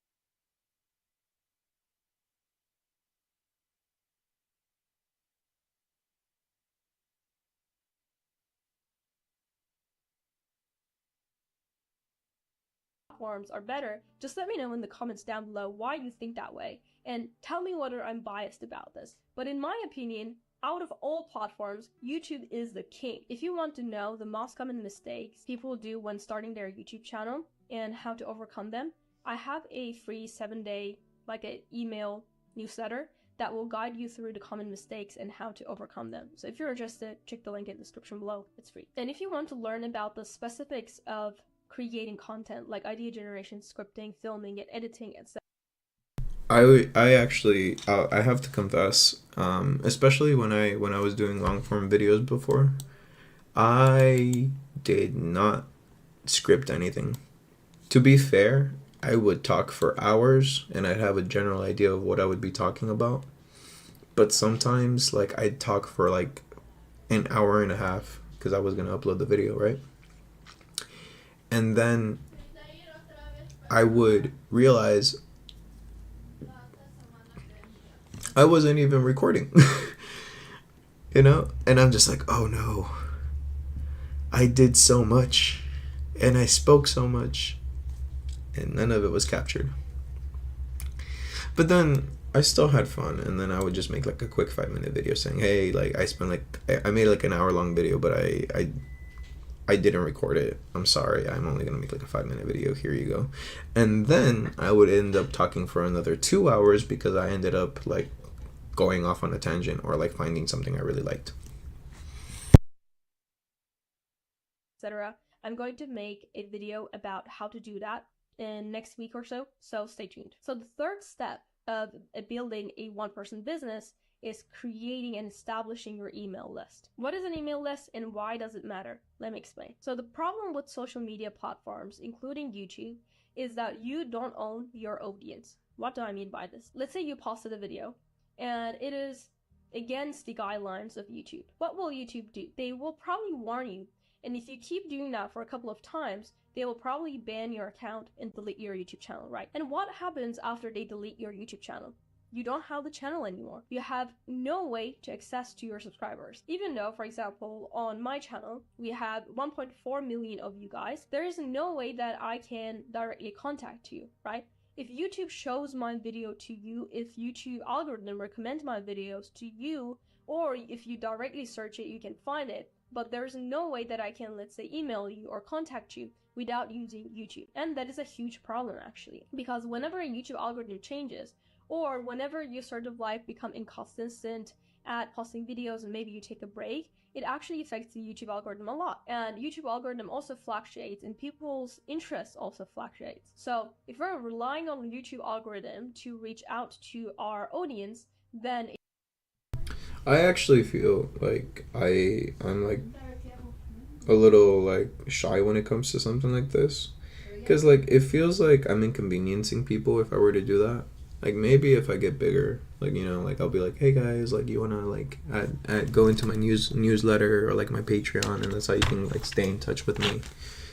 But he's like digging his nails. It's my cat. Okay. All right, Nimbus. You're stable? Okay.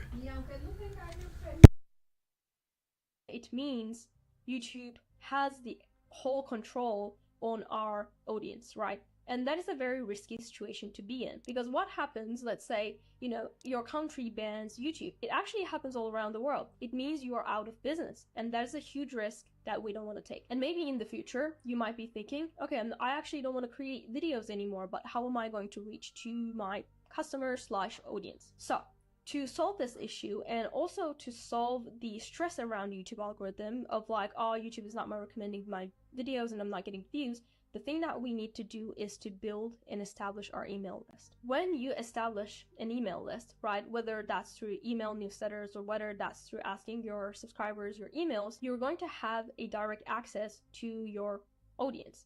And it's not going to be affected by the algorithm or anything, because I'll be right back.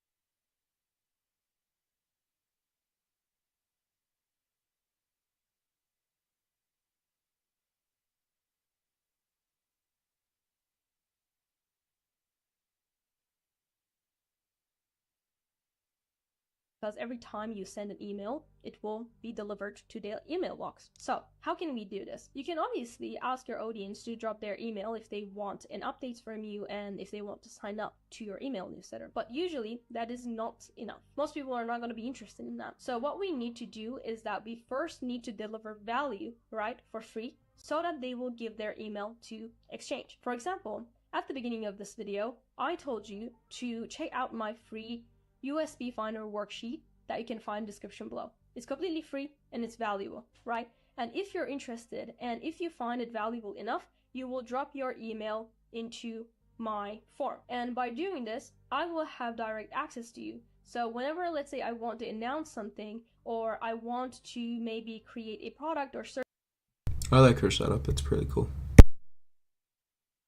That I think that will benefit you, I don't have to rely on YouTube algorithm, and I can directly email you, and I don't even maybe have to mention whatever I'm offering on YouTube, which will prevent you getting backlash, and it will also allow you to only, you know, provide service and products to the best, most engaging audience that you have. The reason why I'm saying this is not because you should hide whatever you're offering or products and services, but it's because on YouTube, whenever you're sharing a video, a lot of new people come into your video, right? And if they see someone that they don't know enough and they don't trust yet, they always first assume that that person is a scammer, and they just like first think that the product is just designed for a cash grab. But I've taken so many courses, so many like coachings and things like that, and they changed my life, and I only buy from people who I trust, right?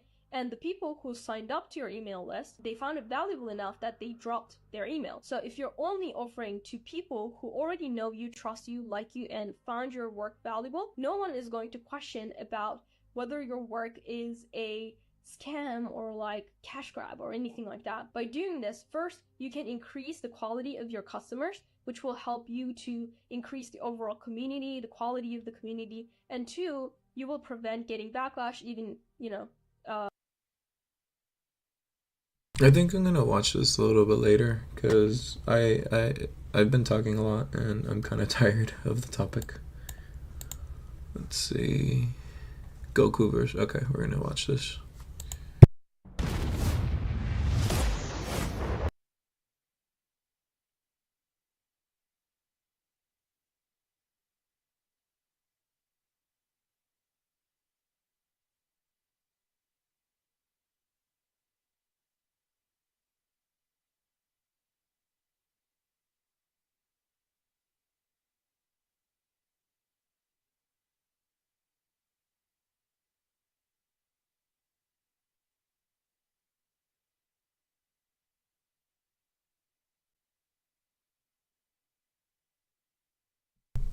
Damn it, I was talking and the microphone was off. Okay, so I'm gonna watch some Death Battle. Full credit to Death Battle for this. I don't own it. It's all theirs. They put in a lot of hard work. I don't just want to watch and like be like, oh, I'm reacting and not say anything. I'm gonna be stopping and like agreeing or disagreeing or like stuff like that. But one of the things that I was saying is that that's Internet Today. Those are the guys I listen to. I think they're pretty funny. They have some good opinions and like they live around the area that I live. So yeah.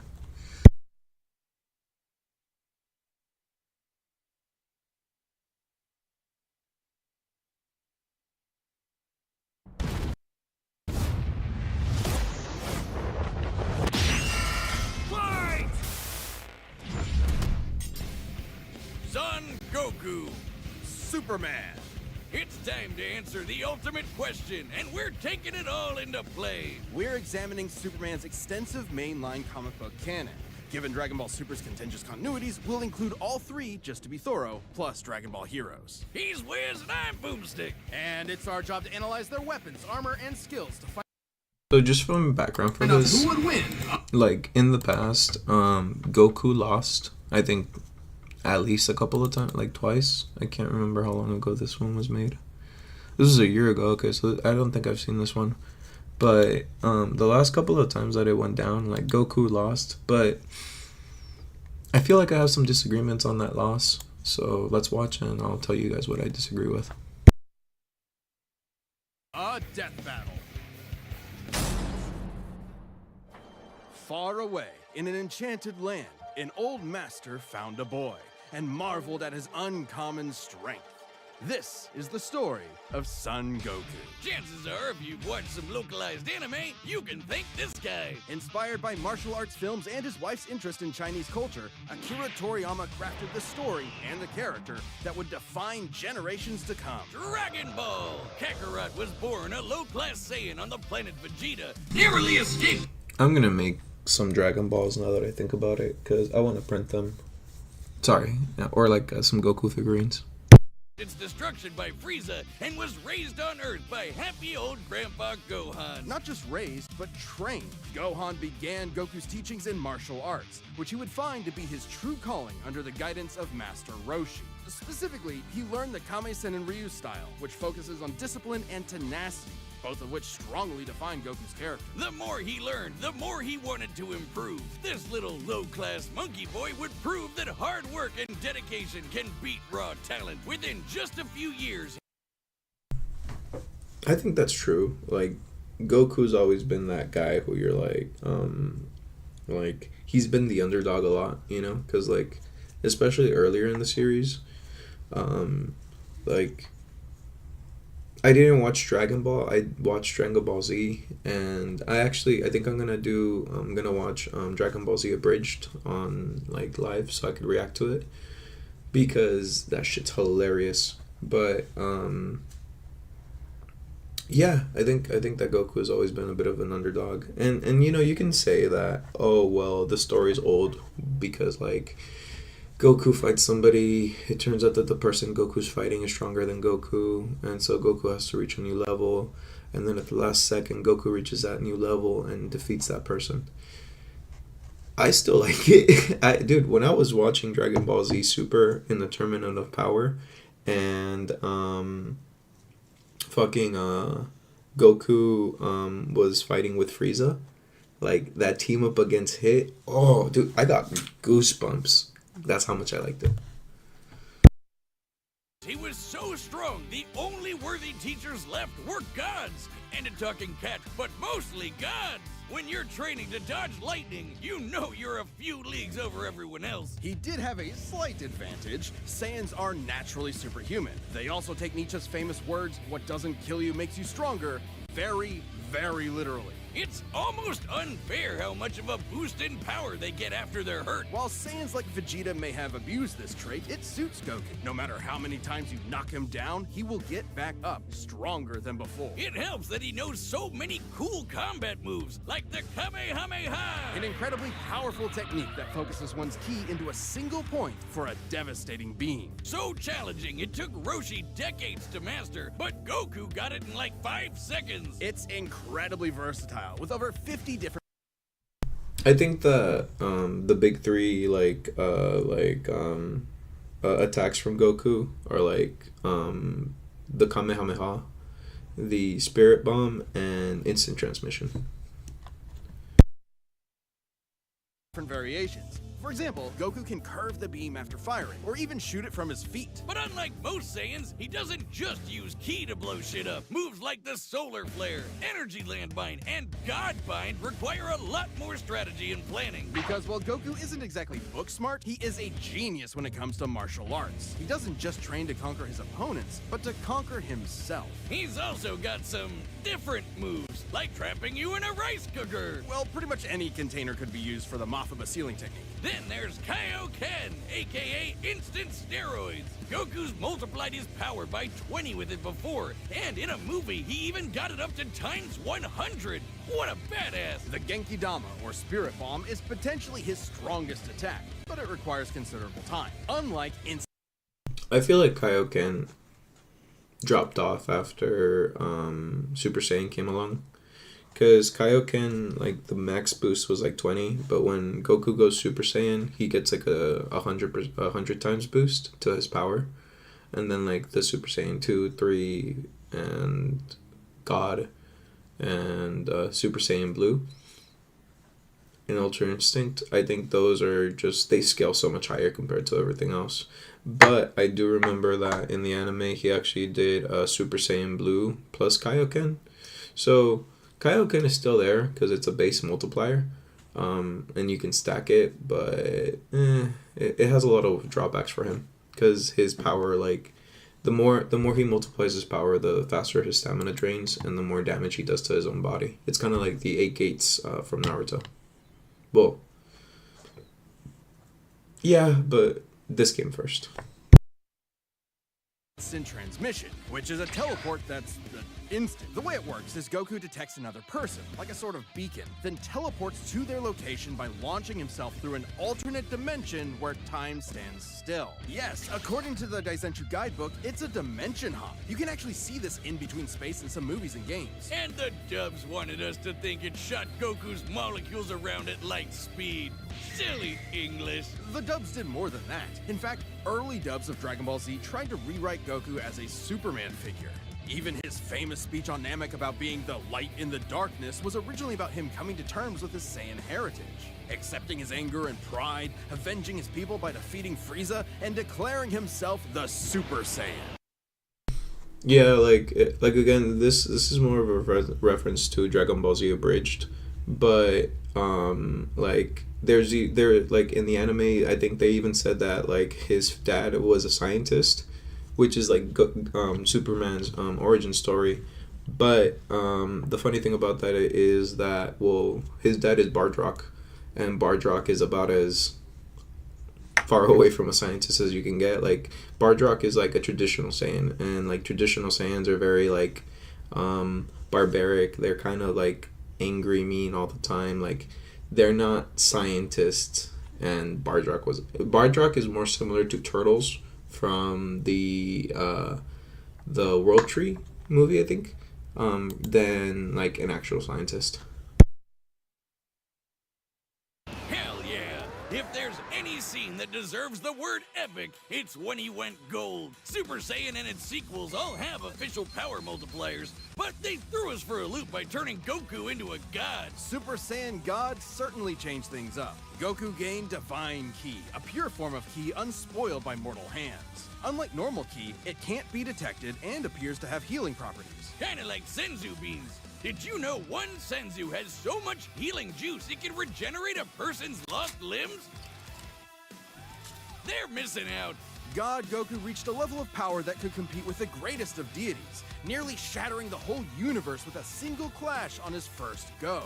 Dragon Ball's cosmology is unique. This model is said to be an accurate depiction of Universe 7, but there's a wrinkle there. When all of humanity went to heaven, because Boo went berserk, Fidel commented that heaven is just as large as a universe, and the Daizenshuu backs are up. And, that's heaven. Big planet. So let's scale things up with that in mind. Doing so would make Universe 7 over 1,500 times larger than our own observable universe. And Goku could destroy that much the first time he went God. And he didn't lose that power. He learned how to use it even better, even in...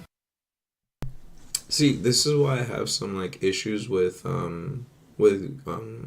Superman winning last time, because when you get to that level of power, like, I don't know, man. Like, okay, let's watch. Base form. Now, imagine how much stronger he became when he stacked Super Saiyan on Super Saiyan God and became Super Saiyan Blue. Super Saiyan God, Super Saiyan. Yeah, not saying that. Or after he trained with some almighty angels. Or when he perfected the blue hairdo and stacked Kaioken on top of that. There was a meme that the only time in canon that Whis got hurt is when Goku bit him, which I think is funny. Goku has certainly performed great feats with God Ki, breaking through Hit's time stop by forcing himself into the future, holding off Infinite Zamasu, who was a sentient timeline, defeating Jiren, who shook the entire world of Void by just walking. He even tried out Hakai, the destruction god move that nopes you out of existence. Your being and your soul erased from all of time and space. Culminating in his greatest form, Ultra Instinct. Chrome Goku isn't a normal transformation, it's a state of mind. Ultra Instinct is the highest peak of martial arts, subconsciously making optimal choices because you're in the zone. Doing without thinking. Something Goku has always been training to do. Technically, it can be used in any form, but when perfected, Autonomous Ultra Instinct makes you untouchable. No matter what comes his way, Goku will automatically dodge, block, and counter to the best of his ability, even pushing his body well beyond his physical limits. So far beyond, in fact, Ultra Instinct can summon a massive avatar to defend him when his own body can't. That sounds really intense. It is, which is why he's developed incremental versions.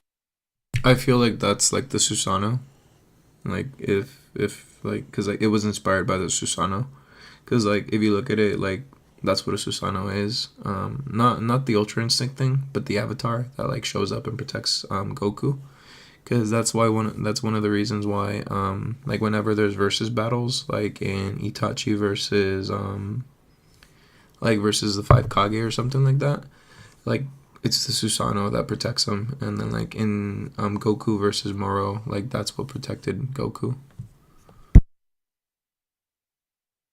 Of it for specific uses. It's extremely difficult to maintain the full form for long. Until you get to Dragon Ball Heroes, aka Dragon Ball fanfiction gone Kaioken times 1,000. While technically a different continuity, CC Goku is functionally a stand-in for the mainline Goku. His history and powers are the same, making his story just as much of a what-if scenario as the multiple super continuities. The only real difference is Toriyama's not really involved. This Goku used instant transmission to teleport through time and dimensions. He outsped a god who could see the future. He defeated Dark King Fu, who was gonna rewrite the entire universe. Hell, this series even makes GT cool. Xeno Goku can break space-time just by going... GT was always kind of cool. It was goofy at times and people like to shit on it, but come on, GT was pretty badass. Super Super Saiyan 4. Looking back at that goofy monkey boy chopping wood and punching dinosaurs, it's almost overwhelming to think about how far Goku has come, how much he's had to face. But no matter the challenge, he takes it head on and pushes through. Showing everyone, everywhere, how to go even further beyond.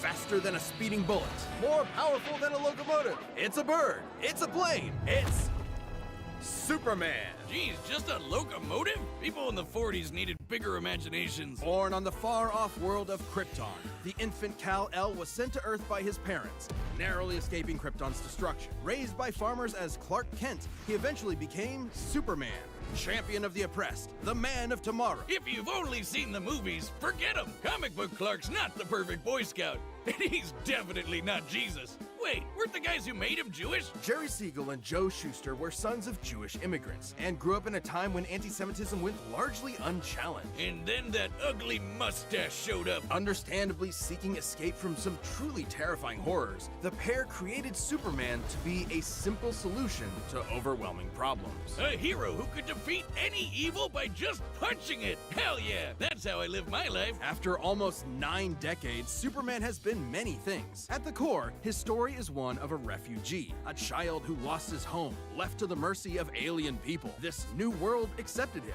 raised him, gave him a new home, because helping others in need is the right thing to do. That's why he became a superhero, the first superhero. Everything's gotta start somewhere, but he was the first one to really take off. So when it comes to comics books, I was always more of a Spider-Man fan, but I think Superman's pretty cool. It's just that his stuff feels a little bit basic, but that's because like they're saying, like, Superman's story is more about like accepting people as like learning to live in an environment where you're not necessarily welcome, you know, like, and all of the positives and negatives that comes with that. Like for example, Lex Luthor just hates Superman because he's an alien. It's not because Superman's evil or anything. Like, he just really hates him. And if I remember correctly, apparently, like, it's because he made him bald or something. But you can't help if you're an alien if you were born that way. You know, you can't, like, I think that's one of the biggest, because, like, that's why I don't really make fun of people, like for their looks or, like, stuff they can't control. You know? Like, there's a controversial thing to say, like, you can control your weight, but can you control your habits? Can you control your DNA? Can you control the way your nose looks? You can get surgery. That doesn't mean that's how you came out, you know? But yeah, I think that's more of the story for Superman. It's more of like overcoming and being a good person rather than just succumbing to the hate and hating other people because they hate you. I mean, not literally. It took a while, actually, before he learned how to fly. In fact, when Clark discovered his Kryptonian heritage, he struggled to accept it and subconsciously developed mental blocks, severing him from his true power, which he would uncover throughout his life. He's strong enough to shoulder press the weight of the Earth for 5 days straight, or crush coal into perfectly cut diamond. That's not how that works. He's fast enough to reach the edge of the universe in seconds, or even break the bonds of infinity. Wait, he can do all that, but Batman can punch him out? Really? You're probably thinking of Elseworld stories outside main canon like Dark Knight Returns. It's a good question, though. Superman's powers have fluctuated over time for a variety of reasons. However, for Death Battle, we take the characters at their best. Yeah, like how his breath is so powerful he can sneeze away a solar system, or blow air cold enough to freeze ghosts! Speaking of, his X-ray vision doesn't just see through walls. He can see through your own body and mind to examine your soul. And yet, he can't see through lead. That's okay, though. He can just burn through it with his face. Since he gets his power from the yellow sun, his heat vision burns with the fire of a star. And if beams aren't enough, he can blast it out of his whole body for a super flare. It used to totally drain him, but he's learned how to control it. Simply put, Superman's powers defy physics. My favorite examples of this are when he rebuilt the reality warping miracle machine from memory, or punched Brainiac so hard every version of him felt it through all of time, or when he gained 10 years worth of medical training through only Okay, that's crazy because there's jokes where they're like, "Damn, that's a generational ass whooping." Like your grandchildren are gonna feel that, but like Superman actually did it. 5 minutes of reading and then successfully performed lung surgery. Nice. My favorite example is when he smelled brownies in North Dakota from orbit. Even beyond his powers, Superman is no novice when it comes to the intricacies of battle. He's trained in Kryptonian martial arts, which uses chi, or as they call it, Shriar. He even got summoned to Asgard to fight demons with Thor for 1,000 years. Superman can resist being erased from existence, such as tanking Darkseid's Omega Beams. Even Retcon and the Time Trapper, both of which hijack and alter timelines, can't touch him. Not because of his powerful mental defenses or healing factor, but because he's a cosmic linchpin in the greater metaverse. So like that's like I think what that means is like when it says like a cosmic linchpin, it's because like there's certain canon events that like if it doesn't happen, the story doesn't happen. And like if there's no Superman, well, a lot of stuff that would have like, because DC has a lot of events where they reset the timeline, like Blackest Night. Is it reset timeline? But basically, they have a lot of stories with Superman because he's Superman. Like he's the one you want on your team when everything is going wrong. You know, in the Justice League, like even if Superman isn't the main character all the time, because well, that'd be kind of boring. You know, like what do you need Batman for? He like if Superman can do all this stuff, that's why they fluctuate his powers up and down. Like, you know, sorry. Timelines literally revolve around him. But let's address the S-shaped elephant in the room. You may have noticed we've covered a variety of Superman eras. Superman, and DC Comics as a whole, have gone through multiple retcons. Golden Age, Silver Age, pre-crisis, post-crisis, New 52, Rebirth, and so on. It would help to know which... See, that's what I mean. Like Superman, like he changes along across. Because I think there was even a Superman like instead of Lois Lane, it was Superman and Wonder Woman. But that's something separate. One is the main Superman, right? Well, they all are. Yeah, the latest reboots basically said everything in the main series is kinda canon, even when he had wacky powers like changing his appearance with a super muscular control. Ew. I guess he can still phase through almost anything, even people. Look, if you really dig into it, this isn't new. Plenty of characters have recalled events from supposedly retcon timelines before. Yeah, post-crisis Supes did start as less powerful than in pre-crisis, but that was because of the mental blocks. Though he's not a complete composite, there's so many other Supermen out there. Future Superman, Big Robot Superman, Commie Superman, Dinosaur Superman. There's a bunch. Still, this new canon has affected his abilities. For example, he and other Kryptonians can effortlessly travel through time. And while Superman's powers stem from the Earth's yellow sun, exposure to a blue star increases them even further. In fact, upon visiting a white star, he attained a whole new level of power. When that old baldy Lex teleported him to another galaxy, Superman just popped back up, saying space-time has lost its meaning for him. He really just said that. Remember, Superman defies physics. Like when he used heat vision to restart the universe by making an all-new Big Bang. We've seen that his universe... Okay, this is where I'm starting to get frustrated because this is some bullshit. Like, I can tell Superman's gonna win again. Fuck. Has a radius of at least 100 trillion light years, but we can calculate a more exact figure. The DC universe is 15 billion years old and expands at 60 trillion light years per half second.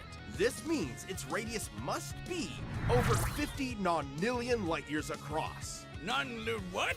That's 31 zeros, and Supes helped make that happen. Well, about 1/5 of it. That's still immense power, but if you want something bigger, here's the Anti-Monitor blasting Golden Age Superman with all the energy of the antimatter universe. And then Superman, you know, punched him so hard it kickstarted another one of those reboots. Now, Superman does have weaknesses. There's kryptonite, of course, and exposure to red starlight can fade his powers over time.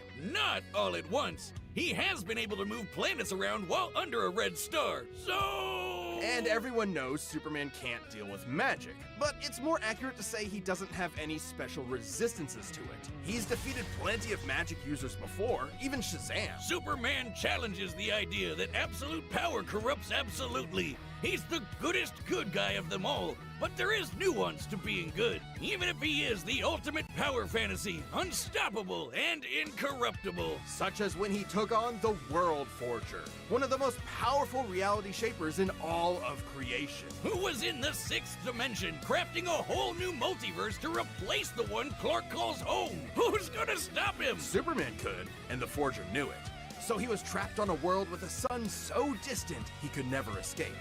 Or so the Forger thought. Instead, Clark found the strength he needed to fly at that sun, dip through a ton of stars, KO the World Forger, and shatter his new multiverse with a single punch. Because that's Superman, a simple solution to overwhelming problems. He's the kind of person to save a cat from a tree, answer Christmas cards from strangers, and tow hundreds of planets to a new galaxy all in the same day. What's not to like? Truth and justice has no better champion than the Man of Steel. He's a Boy Scout. All right, the combatants are set. We've run the data through all possibilities. It's time for a death battle!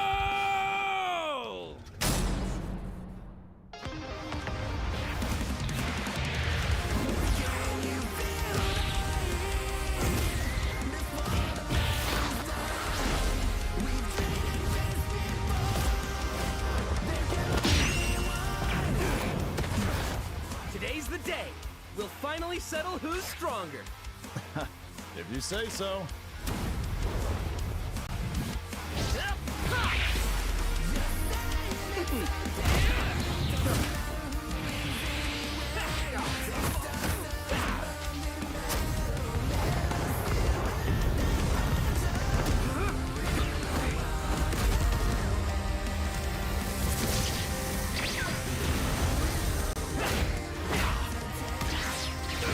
You're holding back. Give it your all. No regrets. I'm doing just fine.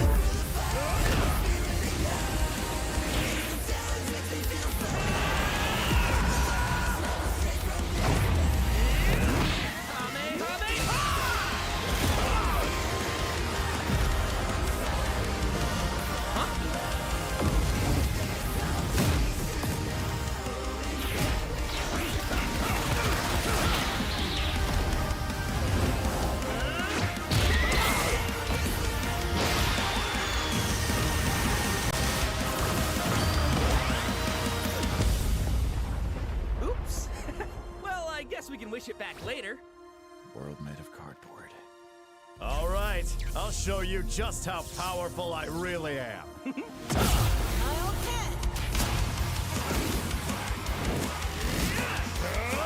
looks like a job for...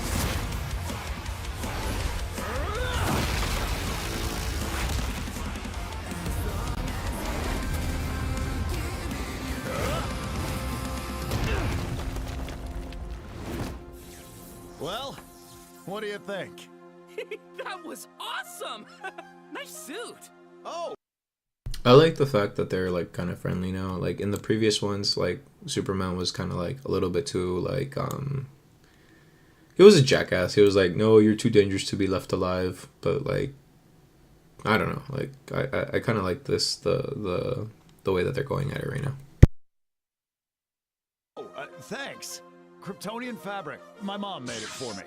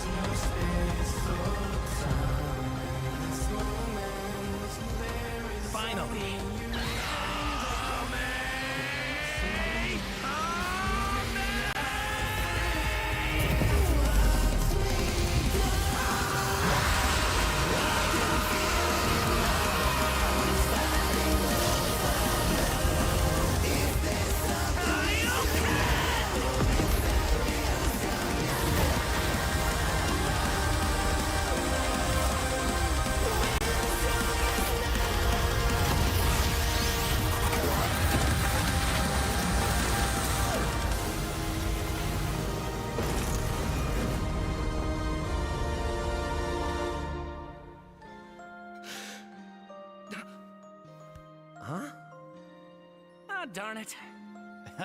Almost had me there. That was actually pretty fun.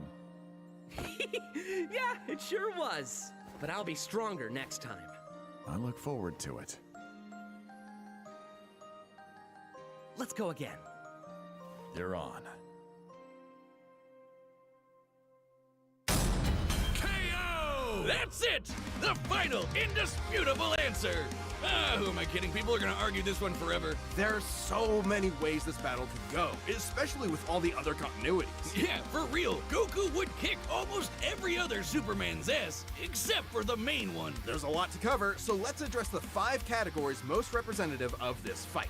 First up, strength. Both could hit hard enough to break or make their whole universe, or take it in stride, like when Superman got smacked by the whole antimatter universe. At most, Dragon Ball's universe is 1,505 times larger than our own. But based on the DC Universe's officially established age and rate of expansion, it is 1.6 vigintillion times larger, over a novemdecillion times more than Goku's. At some point you reach a number high enough that it just doesn't mean anything anymore. Anyway, Goku's obviously gotten stronger since the Beerus fight, even by billions or trillions of times. He's defeated Jiren, Broly, Moro, and Fu. But even if we highball Goku by quadrillions or quintillions of times, the gap is just too much, especially with the World Forger feat. Not even Heroes competes with that. Superman takes the edge in strength. But strength isn't everything. Let's talk speed. Both are obviously way faster than light, but Superman crossed that mega-sized universe of his in seconds and flew faster than infinity. Makes sense, he can keep up with the Flash, whose speed is so ludicrous it's unquantifiable.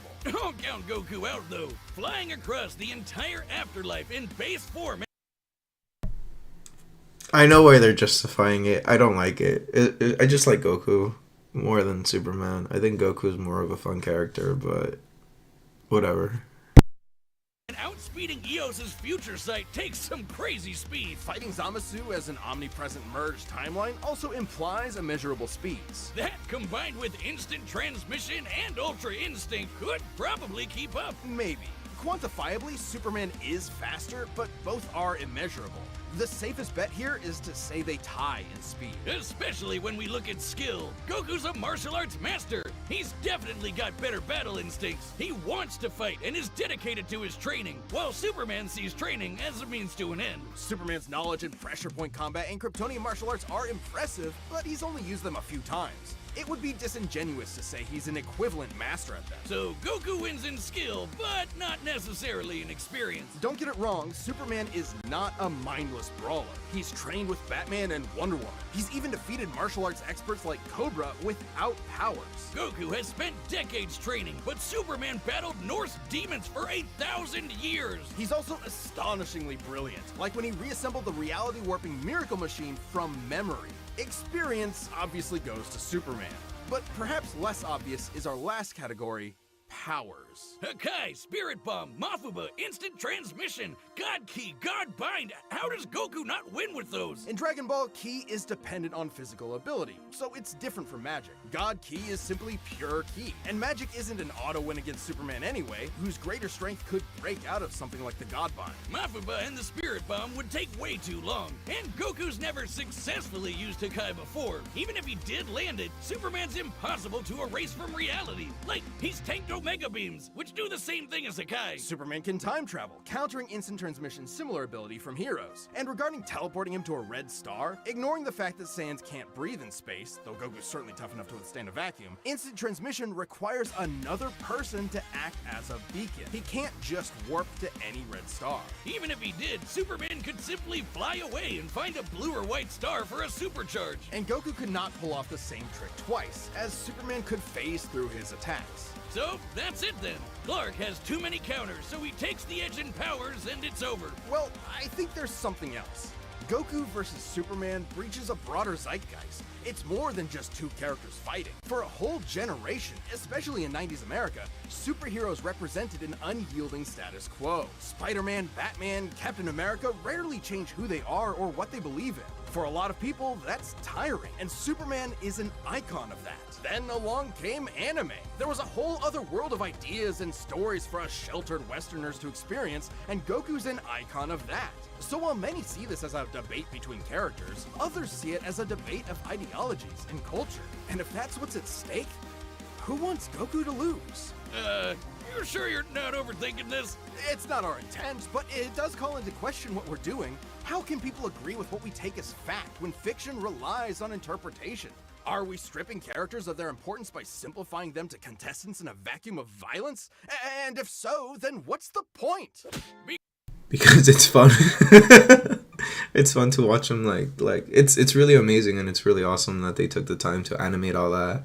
Like, if you ever watched like the very first Superman versus Goku, like they're leagues different in their way of like production and their way of like commentary, calculating, and all of that. Like, I remember that there was a lot of criticism with the first Superman versus Goku, but like this one, while I'm watching it, like, well, I'm not like happy that Goku lost, you know, like I'm also not like, well, it doesn't make sense, or like this is some bullshit. Like, I like the fact that at the end of the battle, like they're still friends, because like that's kind of what Goku does. Like, he loses, but like he's not tripping about losing. He's gonna like constantly keep on trying. And Superman, like, again, like it's kind of like what he said. Like, Superman is like, it's more of a like, hey, like, I have all the power in the world and I could be evil, but I'm not, if for no other reason than because, well, I don't want to. I want to be better. And I don't know. I think I really like this one. Because it's fun, Wiz. Damn it, man. There's more than one way. There you go. See? To appreciate something. We're having a great time talking about awesome characters and slamming action figures together. And that's okay. Yeah, you're right. I'm just saying, no matter who you prefer, that battle was super, man. That's the worst pun. What? It fits them both. It's so lame. A good pun is always appreciated. If it's punny, it's forgivable. Don't see you doing any better. I do the math. The pun's your job. Well, maybe if you math as good as I punned, then Goku would have won. What is wrong with you? Hi, I'm Ben, the voice of Wiz. Thank you so much for watching. We are about to announce the next episode, but before we do that, if you're not a Death Battle member yet, click that join button below. See what you're missing.